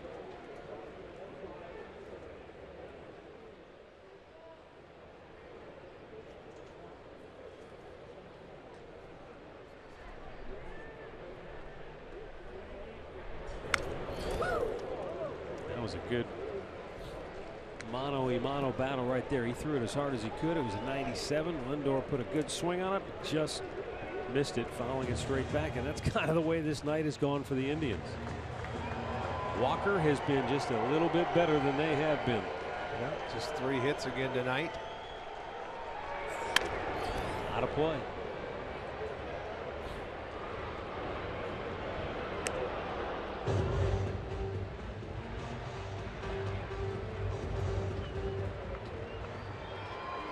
Here in the 6th with 2 outs at 83 pitches on the evening.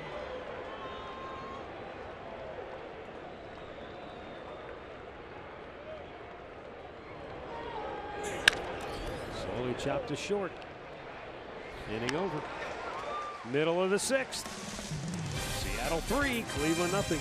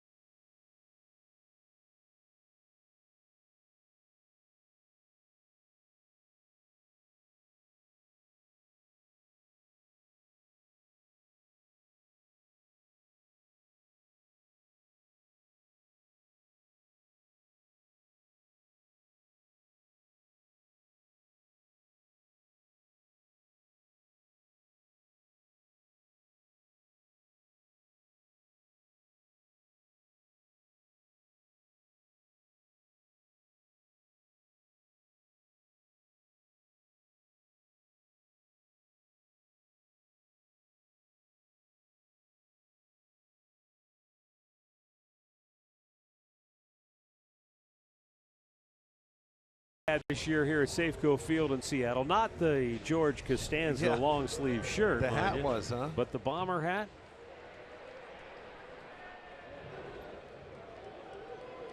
That looks good on him. The sweatshirt or the hat? Both. Okay. Robinson Cano 0 for 2 leading it off. And a breaking ball misses low.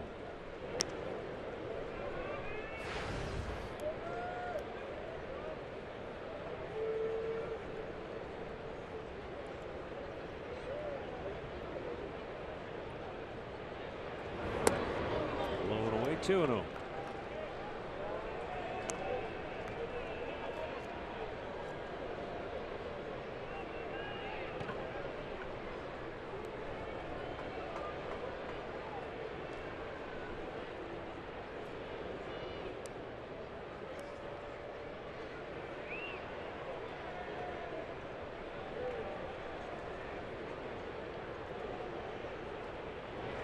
The 2-0 foul back. Carrasco has really been able to handle everybody except the number 9 hitter in the Seattle lineup.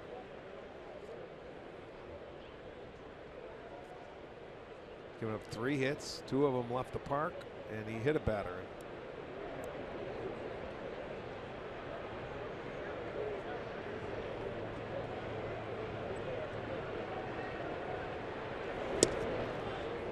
Bullseye, 2-2.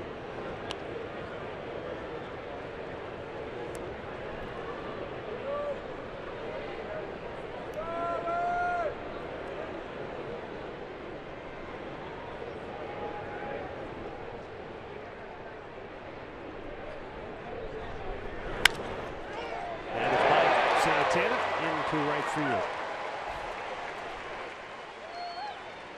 Cano's 3rd hit in the series, and Seattle has their leadoff man aboard for the 3rd time in 6 innings. This ball scooted through the infield. He got that, really had good top spin to it. And watch it, it just shoots back here on that second one. I don't know if it caught the edge of the grass and stayed down, but that ball really shot past Santana into right field.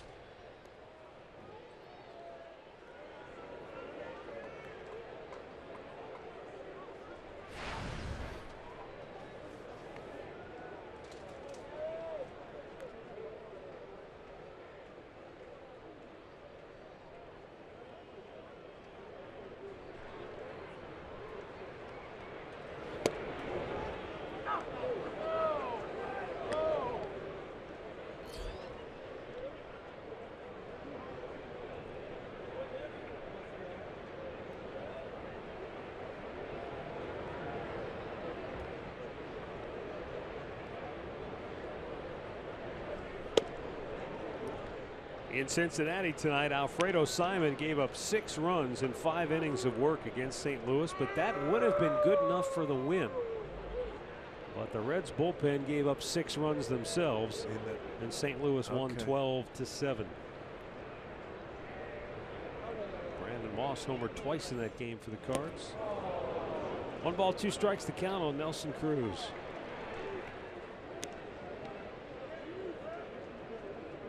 Big numbers on that board. Yeah. 12 by St. Louis, 12 by the Yankees, 11 by Washington.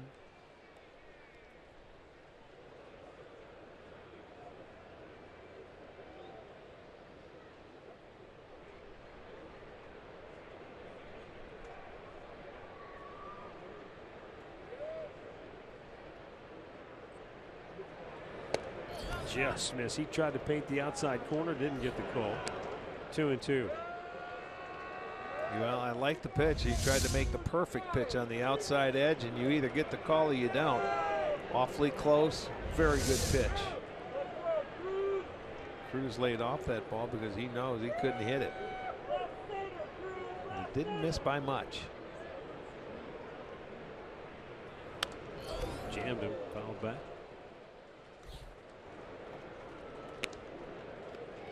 In that game between Kansas City and Baltimore tonight, nothing spilled over from last night's free-for-all. A lot of that had to do with Chris Tillman, who shut out Kansas City. How about this, Rick? 74% of his 110 pitches were for strikes. Wow. Didn't walk a single batter. Now the 2-2. And a foul tip held on to by Jimenez. 1 away.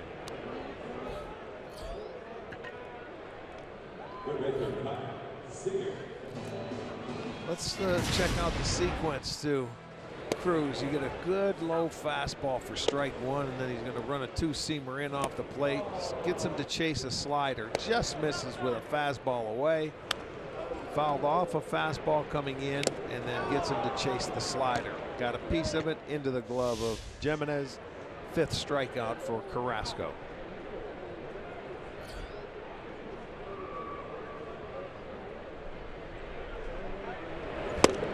Based on the earlier pitch in that sequence, Cruz was maybe fortunate to still be around in that at bat, because that low fastball could have very easily been called. Though a lot of times you'll hear pitchers and hitters, well, mostly pitchers, say that on strike 2, when you get to 2 strikes, they're not maybe going to give that close pitch. You've got to be a little bit more on the plate, unless you're just dominating a game maybe late. You might get that call to get to strike 1 or to get to strike 2. But the strike 3 borderline pitch maybe goes more to the hitter, at least in the eyes of the pitchers.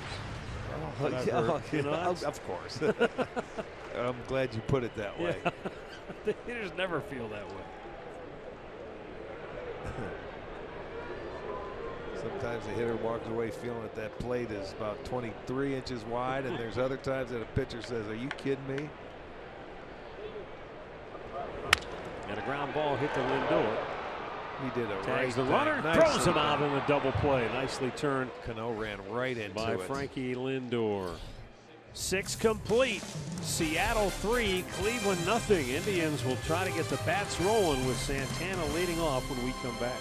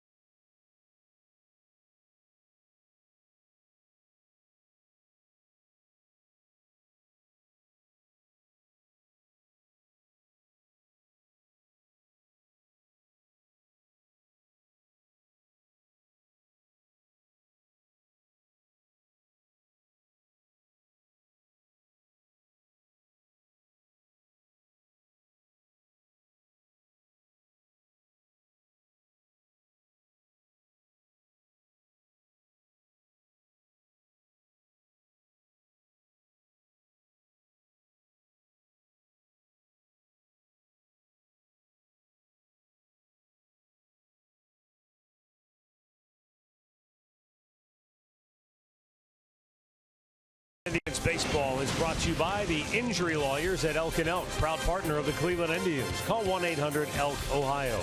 By Ford, built Ford tough. And by Subway, fresh is what we do.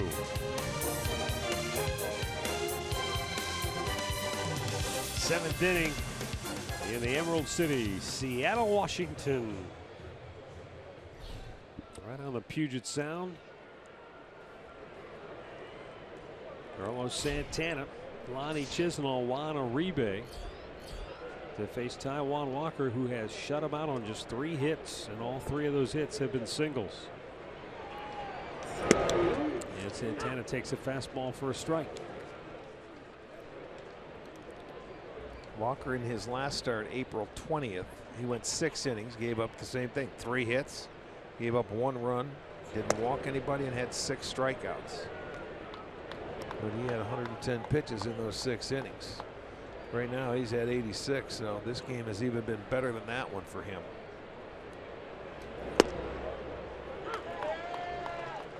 And a count 1-2.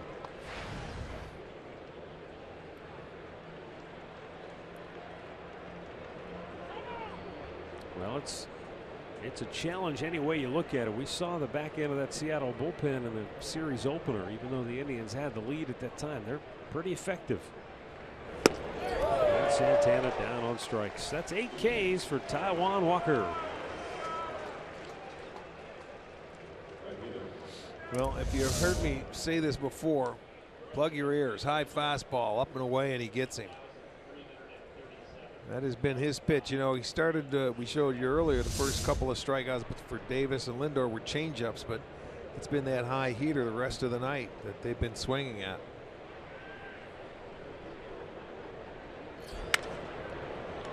Lonnie fouls one off to the left. The season high for strikeouts for Taijuan Walker is 11. That came right after the Indians start back in April against the Houston Astros.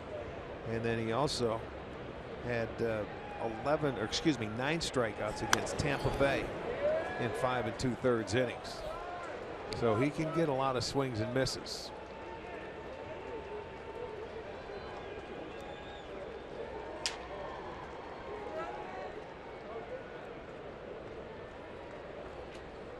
Now the 0-2, ran the fastball upstairs and he fouled it back. You got Lonnie to chase up there his last time up. That's when they had that opportunity, runners at second and third and 2 outs to do anything. Breaking ball in the dirt.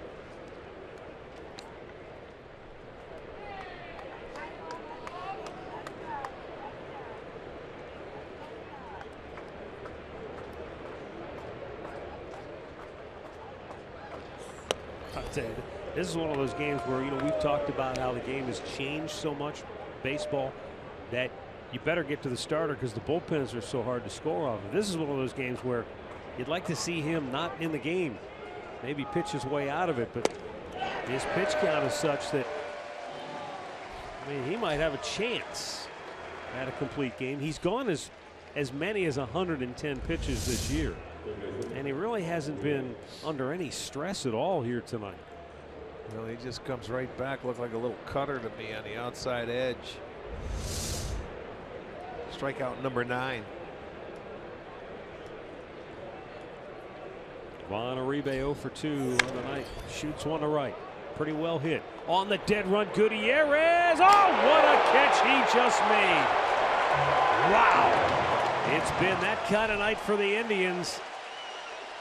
Taijuan Walker has handcuffed him, and now he tips his cap to Franklin Gutierrez, who made a sensational catch in deep right field.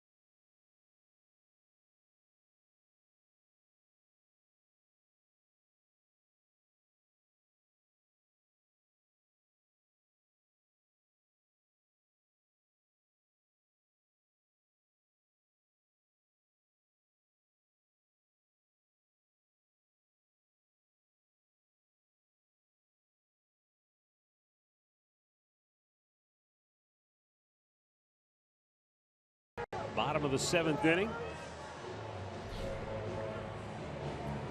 Fans got a chance to stretch when they came up out of their seats, applauding the sensational catch made by Franklin Gutierrez to end the top half of the inning. And now Adam Lynn will lead it off. Gutierrez due up second. Marte, the shortstop, batting third here in the 7th inning for Seattle. And Adam Lynn takes a strike. He's 0 for 2 in the ball game. Nobody out of the bottom spot in the lineup has done anything for Seattle tonight. Chris Iannetta has hit 2 home runs, and he's given them all that Taijuan Walker has needed.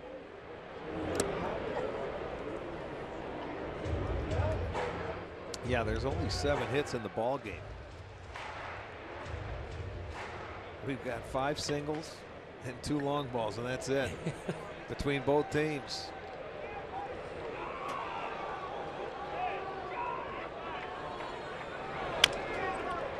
I'm sure it's one of those nights where the guys on the Seattle bench are going to Iannetta and saying, what's going on? What is he doing? Why is he giving you pitches to hit? Nobody else can get anything going on. Here's the cricket, something to smile about, but only if you're in Seattle rooting for the Mariners. Yeah, on the dead run, he gets that ball right before he hits the wall, goes into it and holds on for the 3rd out of the inning. Now, when Frankie was with the Indians, he was a tremendous center fielder and could go get him anywhere. You know, he was the guy that was going to replace Grady, but he moved on, and you know, he's had some issues, some health issues, but he was always a good outfielder.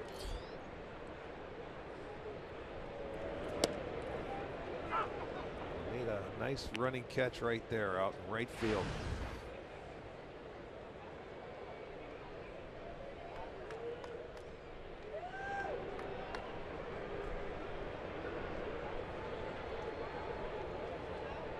Now the 0-1. Swung out and missed. Good fastball, threw it by him. 1-1.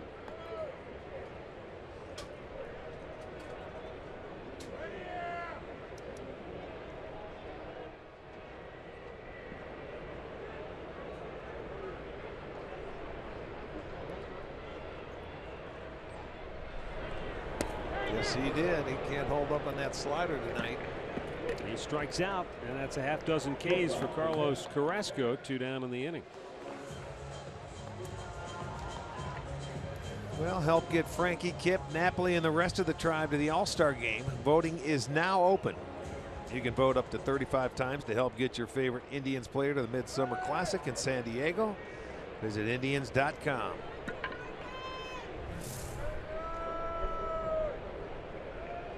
Tell you who else might deserve a trip to the All-Star game, even though the fans, I guess, don't get a chance to vote for him, and that's Josh Tomlin. Yeah, 8-1. We'll get a chance to see Josh in the series finale tomorrow. Foul back out of play. He sure does. The way he's pitched, and if you remember, was it last year that he had a ball game here in this ballpark that was very good? 4-1 record against the Mariners in his 5 starts. He threw a 1-hitter here, but was that last year? 2 years ago. I think 2 years ago. Yeah. 1-1 pitch. And foul back. I'm trying to remember, Rick, does the All-Star manager get to pick the pitching staff? Yes. Or Yeah. They get to pick the pitchers. Yes, they do.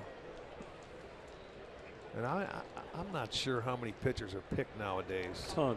You know, they don't want to run out anymore. You know, a lot of times if a guy that starts on Sunday can't pitch, he's not going to make it. Yeah, that's a good point. You know, your starters, you lose some of those you guys. Do, that and might a lot be of eligible. relievers make it, depending on when you pitch. Carrasco and what could be the final batter he faces tonight. Boy, good off-speed pitch, but Marte just spit on it with 2 strikes. You know, you take into consideration with Carlos, we talk about it. This is only his 2nd start since missing 5 weeks of baseball. Yep.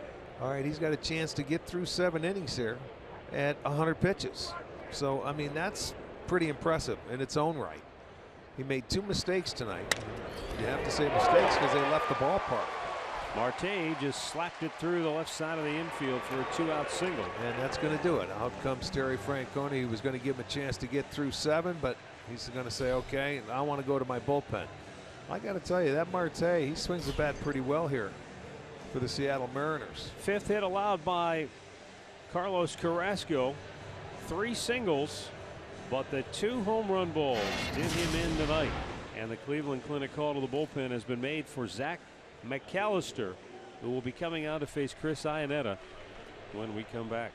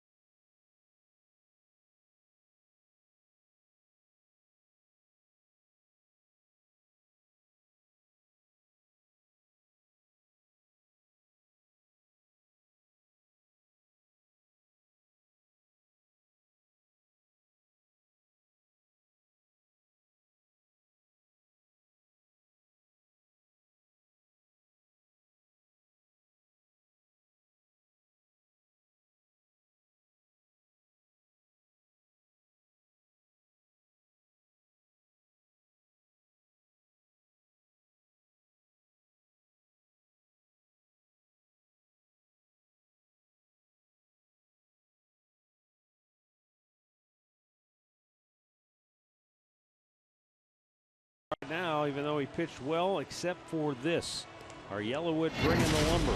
The one guy that got him tonight, Chris Iannetta, and he got him not once for a 2-run homer in the 3rd inning, but twice with a solo shot in the 5th. Yeah, both pitches pretty much the same, and the same result. So a big night for Iannetta, hitting in the number 9 hole. Hit his 5th and 6th home run. And for Seattle, something they've been living on. They were 3rd in the league coming into today's game, but they now have 86 as a team. Now Zach McAllister facing Iannetta. Runner goes, pitches outside, and an uncontested steal for Marte. Well, he didn't pay attention to him, and if you're a base runner, really, a lot of times that's a good time if you're a base stealer to take off is that on the relief pitcher, because you take off first pitch, he's trying to throw a strike. Look, it's like Zach didn't even know he was there, but he took off and let him get into scoring position.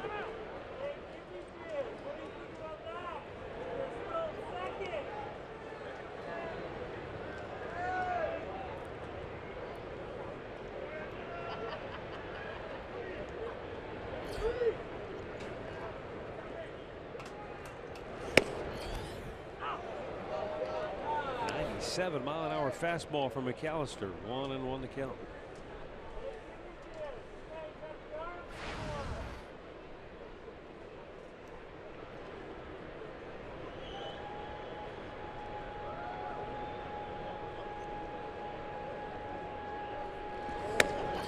Up and away, 2-1.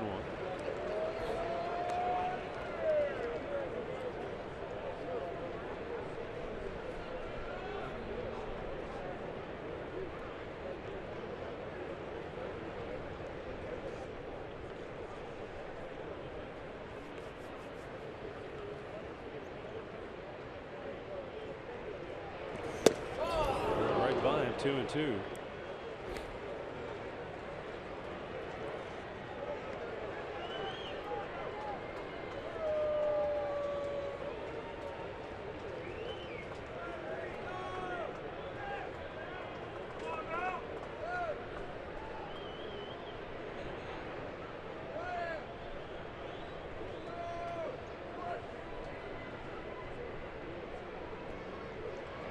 goes for third. It's fouled back.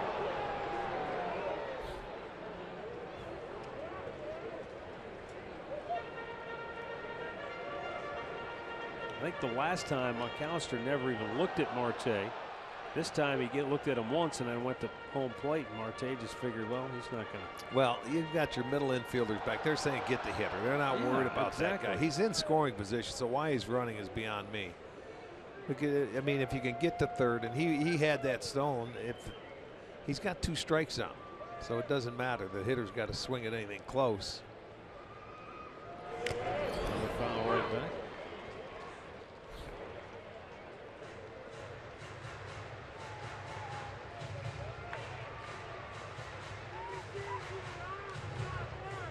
See Zach? He said he wanted the fastball up. See him elevate it right there.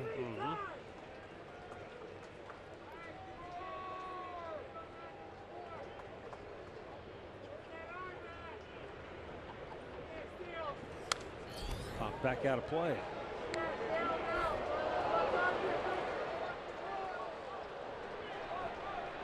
Now they're just going to go talk about it. They won't even have to give a sign.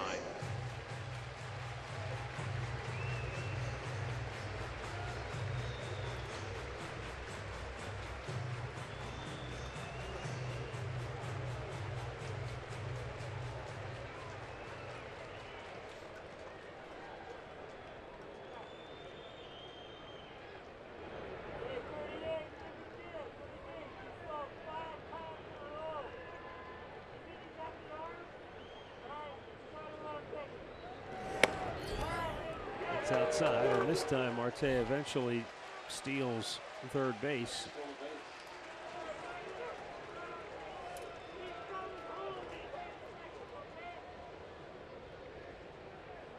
That is the ultimate padding of the stats right there. And the payoff pitch. Deep center. Hank went back, won't get it. How about Chris Ionetta's night? He's driven in all 4 runs for Seattle with 2 homers and now a double. Well, if you watch this replay, watch where Chris Jimenez wants the pitch and watch where McAllister ends up throwing it. Yeah, that's right down the middle. See the target blowing away, get it off the plate, make him chase. And this one leaks back up. See, they tried to throw it up before and get it up around the letters, and he fouled it off. But this time, that was right there, and he smokes it. What a night he's having. 10 total bases. And it's a shame that run will be charged to Carlos Carrasco. So he gives up all 4 tonight.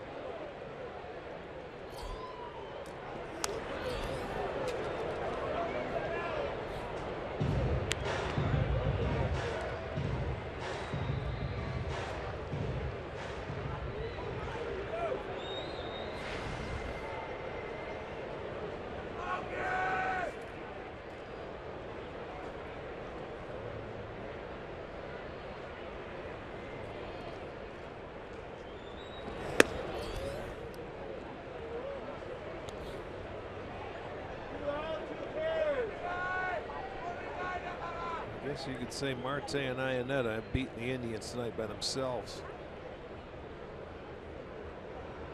They have 5 of the 6 hits. All 4 ribbies for the big boy at second base.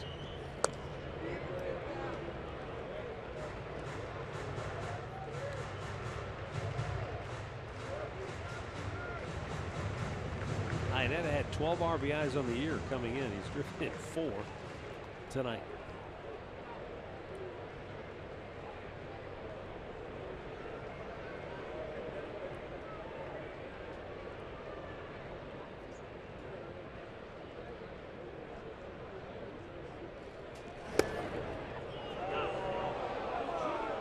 Aoki gave up on it, and it was right over the heart of the plate. 2-2.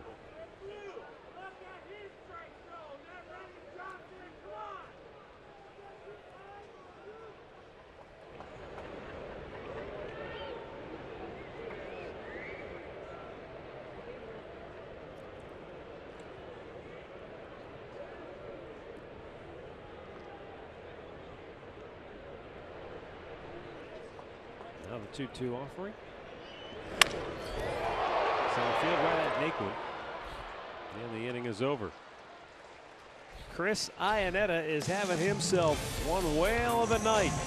A couple of home runs, and now icing on the cake with a 2-out RBI double.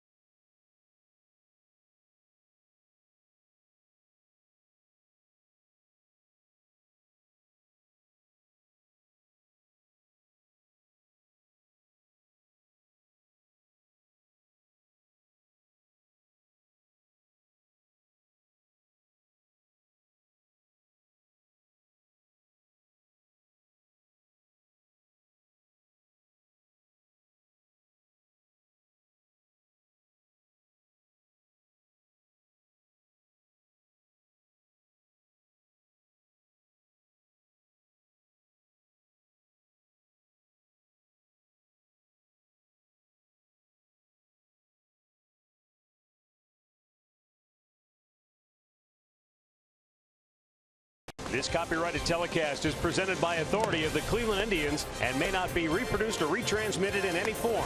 And the accounts and descriptions of this game may not be disseminated without the express written consent of the Cleveland Indians.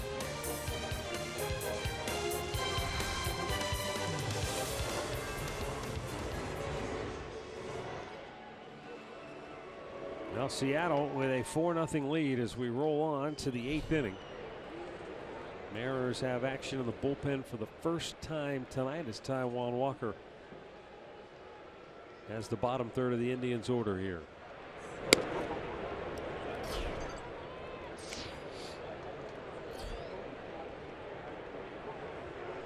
Tyler Naquin has struck out twice.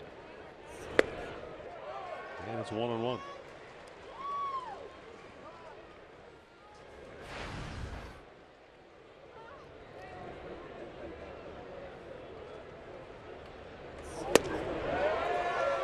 This guy's been impressive with his fastball tonight. Looking for his 10th strikeout in the ballgame.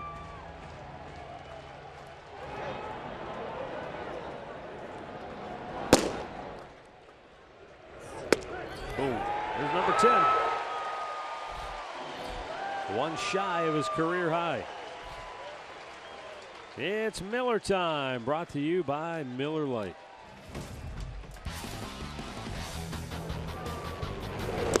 It's all about this guy when they're in the field. Taijuan Walker has been in total command of this ballgame. He's given up 3 singles. He has 10 punch-outs, has not walked anybody, and it's been a nice combination of fastballs and changeups. And a foul ball by Jimenez, third base side.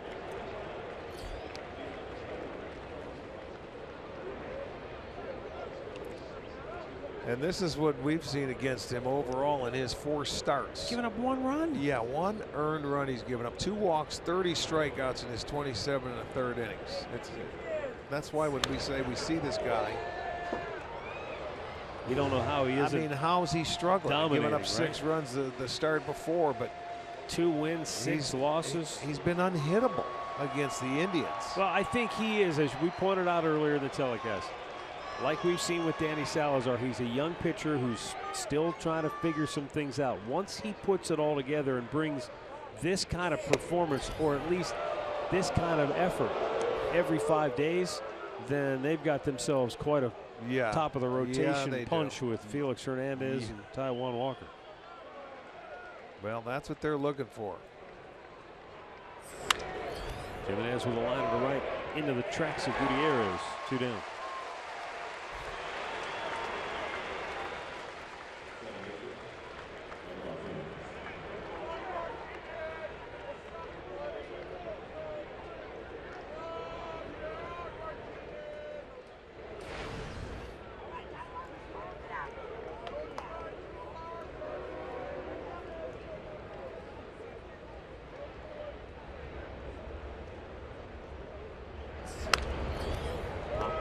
out of play.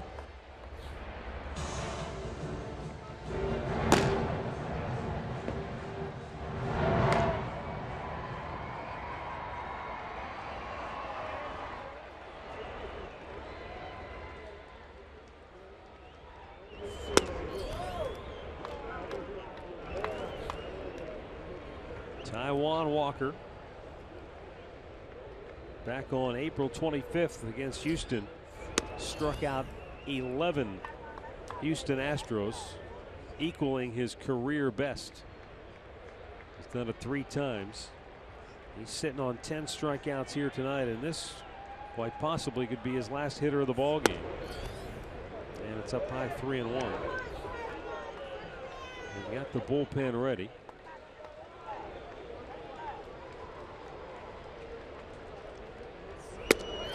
There's a strike and a full count. Now, should he walk Martinez, I'll be curious to see what Scott Service would decide to do. Would he go to the bullpen, or would he stay with Walker for one more hitter?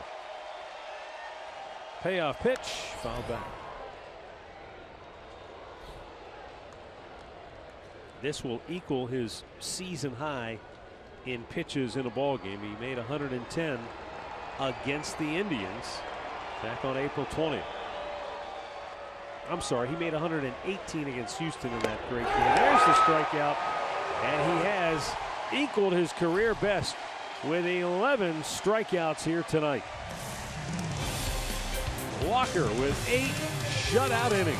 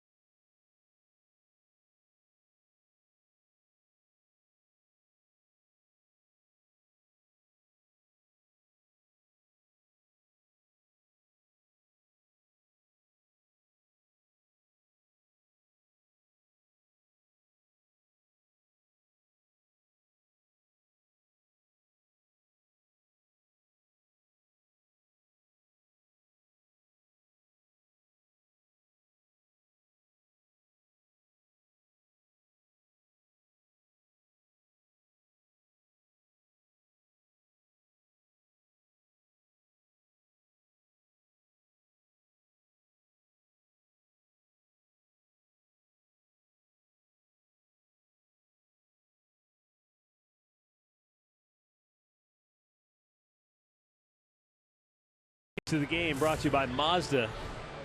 Indians against Taijuan Walker take advantage of scoring chances. Well, they had a great chance in the 4th inning when they had their first 2 out with nobody out. Then they went 1, 2, 3, and that was it tonight. Defensively behind Carrasco. You know, really, that wasn't the issue. The issue tonight really was the long ball and the bat of Chris Iannetta. Yeah, it's really been one of those games. The Indians offensively haven't had anything going in this whole series. To be honest with you, they broke the shutout up yesterday in the 8th inning on a Chisenhall solo home run. They only had 6 hits in the ball game. They had 5 hits in game 1. They have 3 hits here, so they've really kept the Indians offense under wraps in this first 3 games.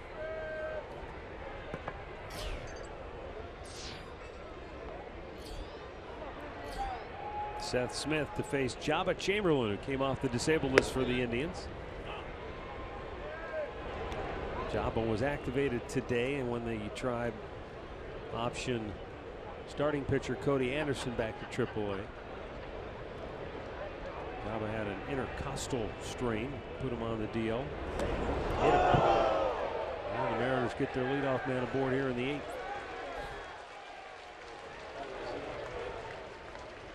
Second Mariner to reach via the hit by pitch, and both were hit in the foot tonight. Yeah, they were. That was a slider. This is the front foot of Smith that gets him, looks like, on that right toe.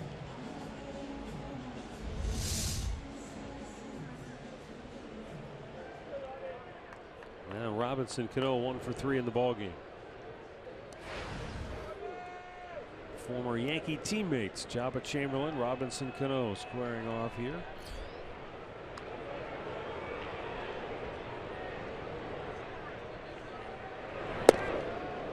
Low and away, ball 1.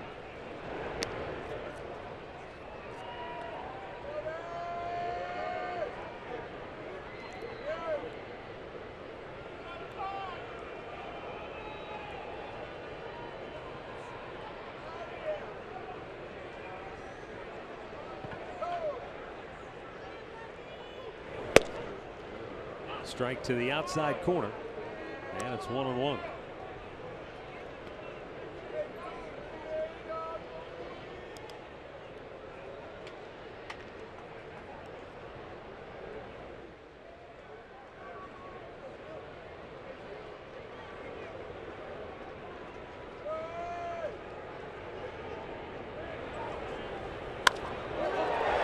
Base hit down the right field line, headed for the corner, hits off the sidewall. Smith in the third. Manny Acton will stop him there. And the Mariners have runners at second and third with nobody out here in the 8th. Boy, that's a nice swing on a slider that's down. Boy, he put a good swing on this ball. See how he kept his hands back and made it look so easy. But that ball, a lot of times that'll hook foul. He kept it fair. Look at that, right inside fair territory, catches that sidewall, kicks straight out, so a double for Cano. That will be number 15 for him. And now they have a great opportunity to add on to this 4-0 lead. Infield's going to be in at halfway with Cruz up to the plate.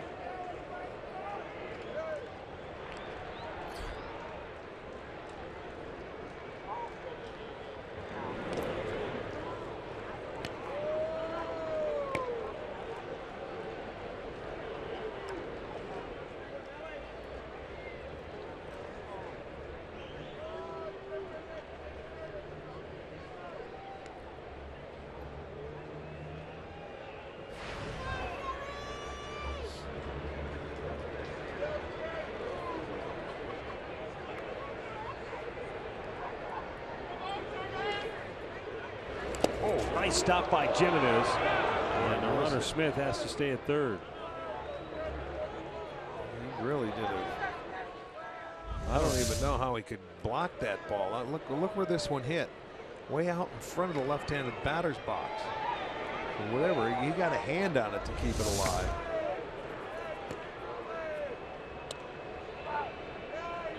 I think he's feeling that one in that right bicep probably. That thing nailed him square in the arm. That hurt. That one hurt.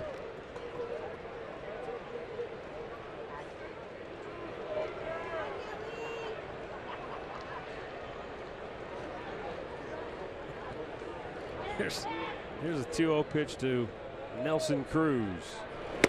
Breaking ball in there for a strike. I was talking to Greg, who's one of our camera operators on our crew here in Seattle. He's a former goalie, and he was telling me before the game that when he was a goalie back in the junior hockey days, he said, you know, it doesn't matter. Wherever you don't have a pad, wherever there's a crease, that's where the puck hits you. Yeah, it finds you.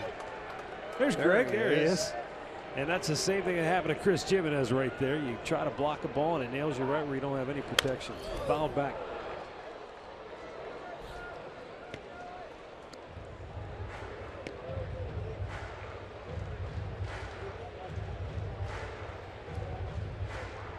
Talking about a little Stanley Cup Finals tonight. We were talking about, yeah. Could be because the Penguins are up 3-1. Actually, he was talking more. He wanted to know about, you know, catchers and dealing with balls in the dirt, foul tips, because he said as a goalie, you know, you're taking a puck and 100 miles an hour a lot of times from those slap shots. Well, those guys are taking 90+ mile an hour pitches into the dirt. Yep.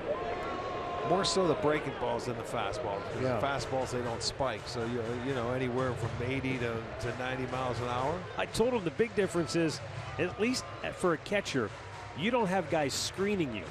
Yeah. You know, in hockey, the goalie, sometimes he never sees the puck because there are people in front of him. That's true. You imagine trying to be the catcher and you got guys running in front of you at home plate every once in a while. Second and third, nobody out. First of all, I couldn't imagine putting the equipment on to go back there. The 3-2 and foul back. Yeah, why is it that the catchers, their gear is known as the tools of ignorance? Yeah, you get back there, boy. They make it look so easy, but you know, you go spend a day with them in spring training and see how easy it is with the work that they have to do to practice blocking balls. You know, they get the gun and shoot balls up behind home plate so you can catch high fly balls. It's a tough job, and you have to be tough. You take foul tips off your body, your hands, your fingers, and you have to go up and hit the next inning.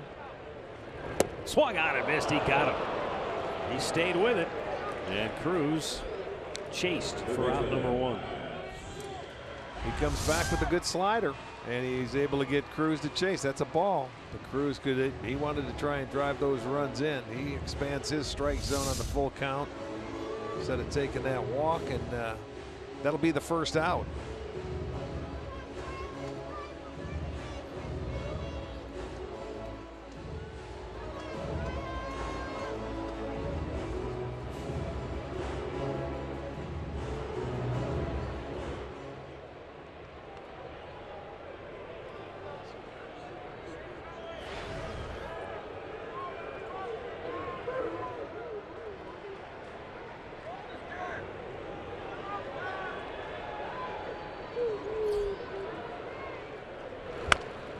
Little tapper hit to third. Uribe's only plays at first. And it's 5-0 Seattle as Smith comes home. Seager picks up the Mariners' first RBI by a player other than Chris Iannetta tonight. That's where you go on contact. And when you have a 4-0 lead, that was done properly. Where the guy, you know, it wasn't hit directly at Uribe. And even though he was able to get to the ball, he left at the right time. He was able to come in easily and score when you go on contact.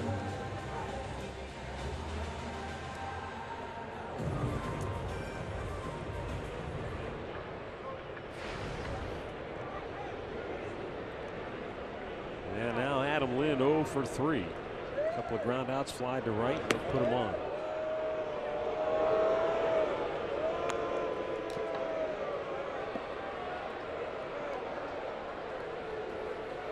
Right-handed hitting Franklin Gutierrez on deck. So they'll take their chances with him.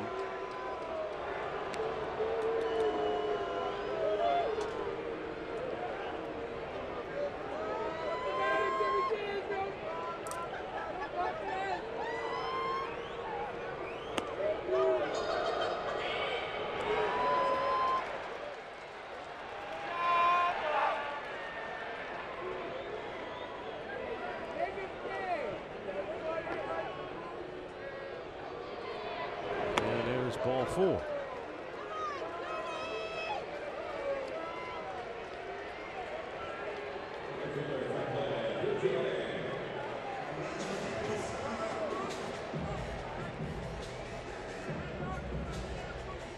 But Chamberlain goes to work now against Gutierrez.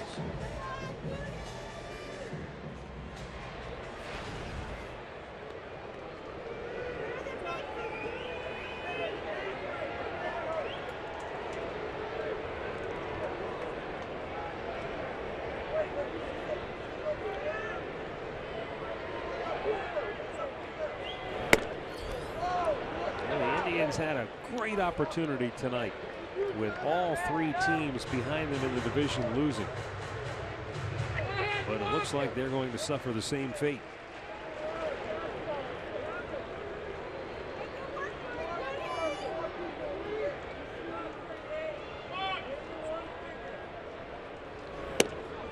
A little bit outside, 2-0.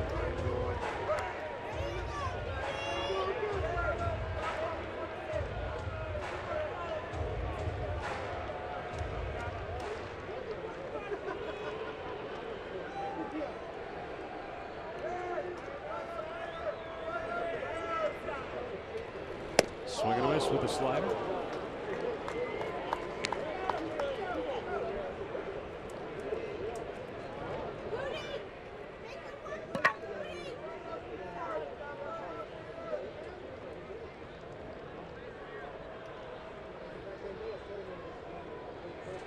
And a 2-1. Weekly tap to short. Lindor goes to second for the inning-ending force. And we'll go to the ninth in Seattle with the Mariners on top 5-0.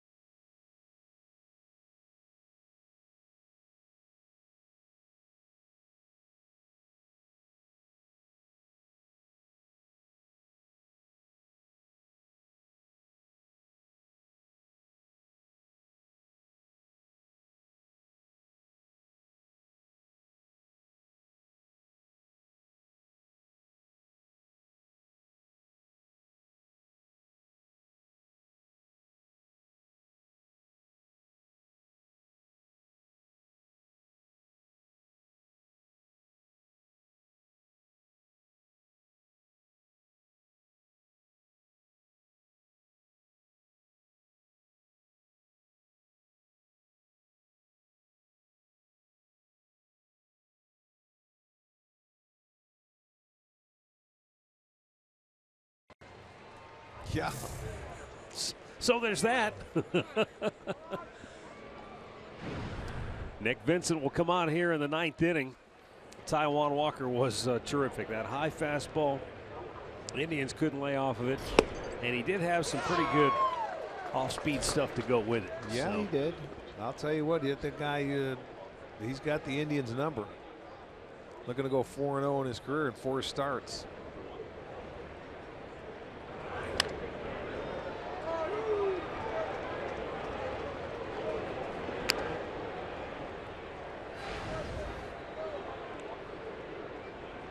Well, he was good. Miley was good last night. And when you think about it, even Paxton was pretty good in game number 1 of this series. Yeah. So they've been able to shut down the Indians offense to this point. Right at you, buddy.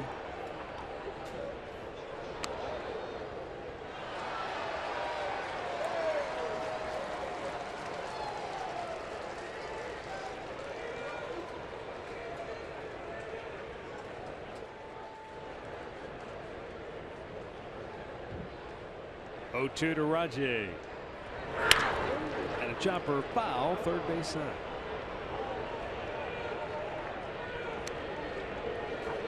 Thursday night series finale. Josh Tomlin trying to run his record to 9-1 against Nathan Carnes. We'll have it for you at 10 o'clock right here on Sports Time Ohio.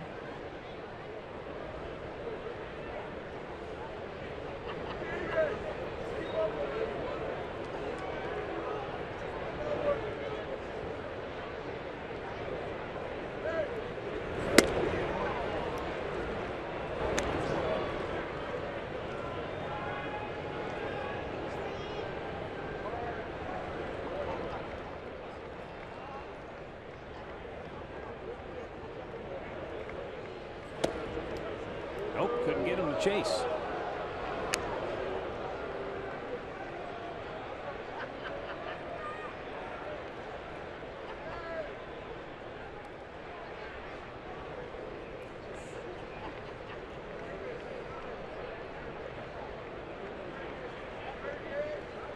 Now the 2-2 is hit to short, right at Marte. And Davis retired one away.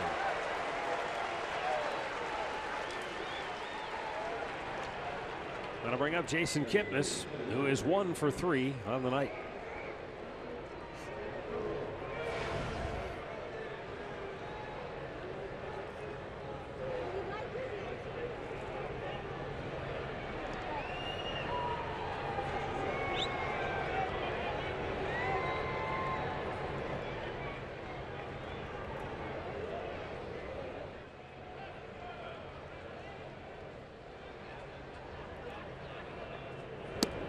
A little bit low, ball 1.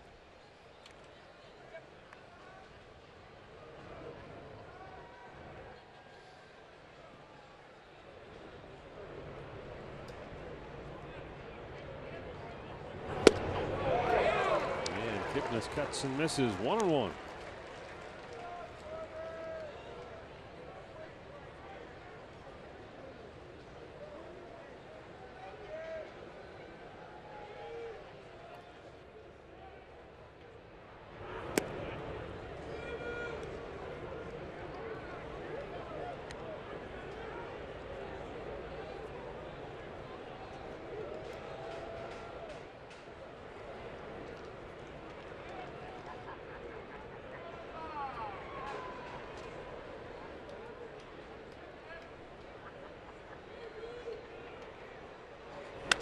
Kipnis fouling it out of play.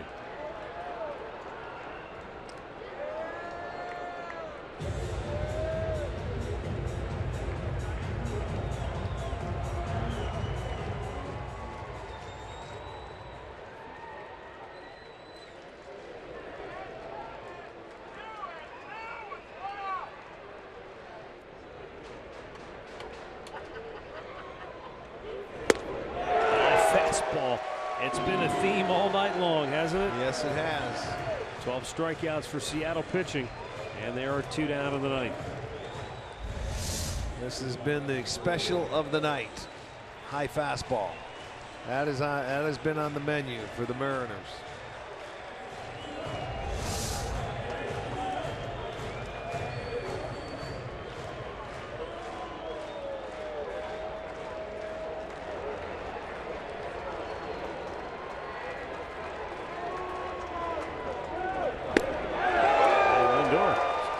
And misses. He's 0 for 3 tonight.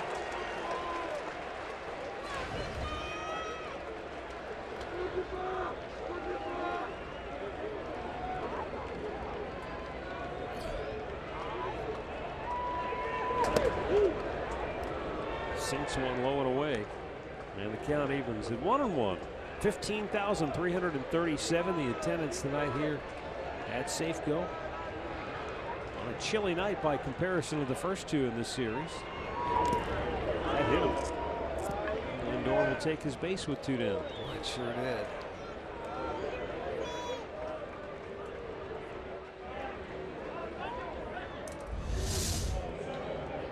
That looked like a little cutter, and he didn't move 1 inch. It goes off his leg, so he'll take first base.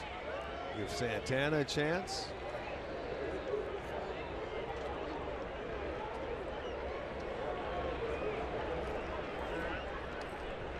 Carlos Santana 0 for 3 tonight. He struck out twice.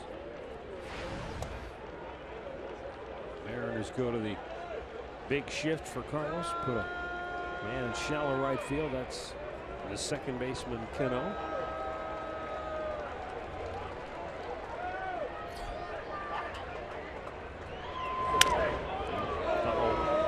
And broke his bat.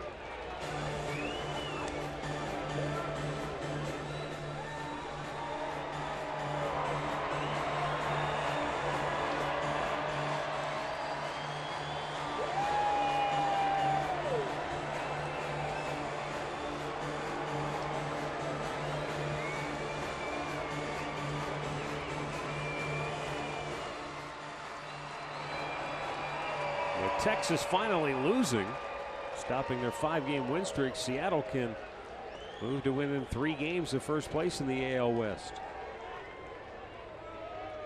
Second to miss, Lindor down to second. And of course, as Rick mentioned before, Texas will come in here after tomorrow for a weekend series. Yes. So a real big chance for Seattle to close the gap in the West.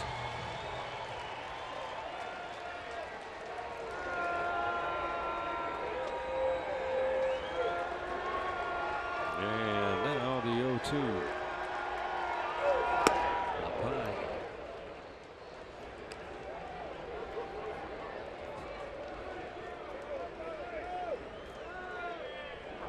Indians shut out on just 3 hits tonight. Back-to-back singles in the 4th and a leadoff single by Michael Martinez in the 6th. That has been it. Foul right side. In fact, outside of those 3 singles, the only other base runner tonight has been Lindor, who got nicked by a pitch here in the ninth. Yeah, they're staring at their 3rd shutout on the year. They've been shut out twice. Last night it came very close to being shut out last night. You had 1 swing of the bat, Chisenhall in the 8th inning.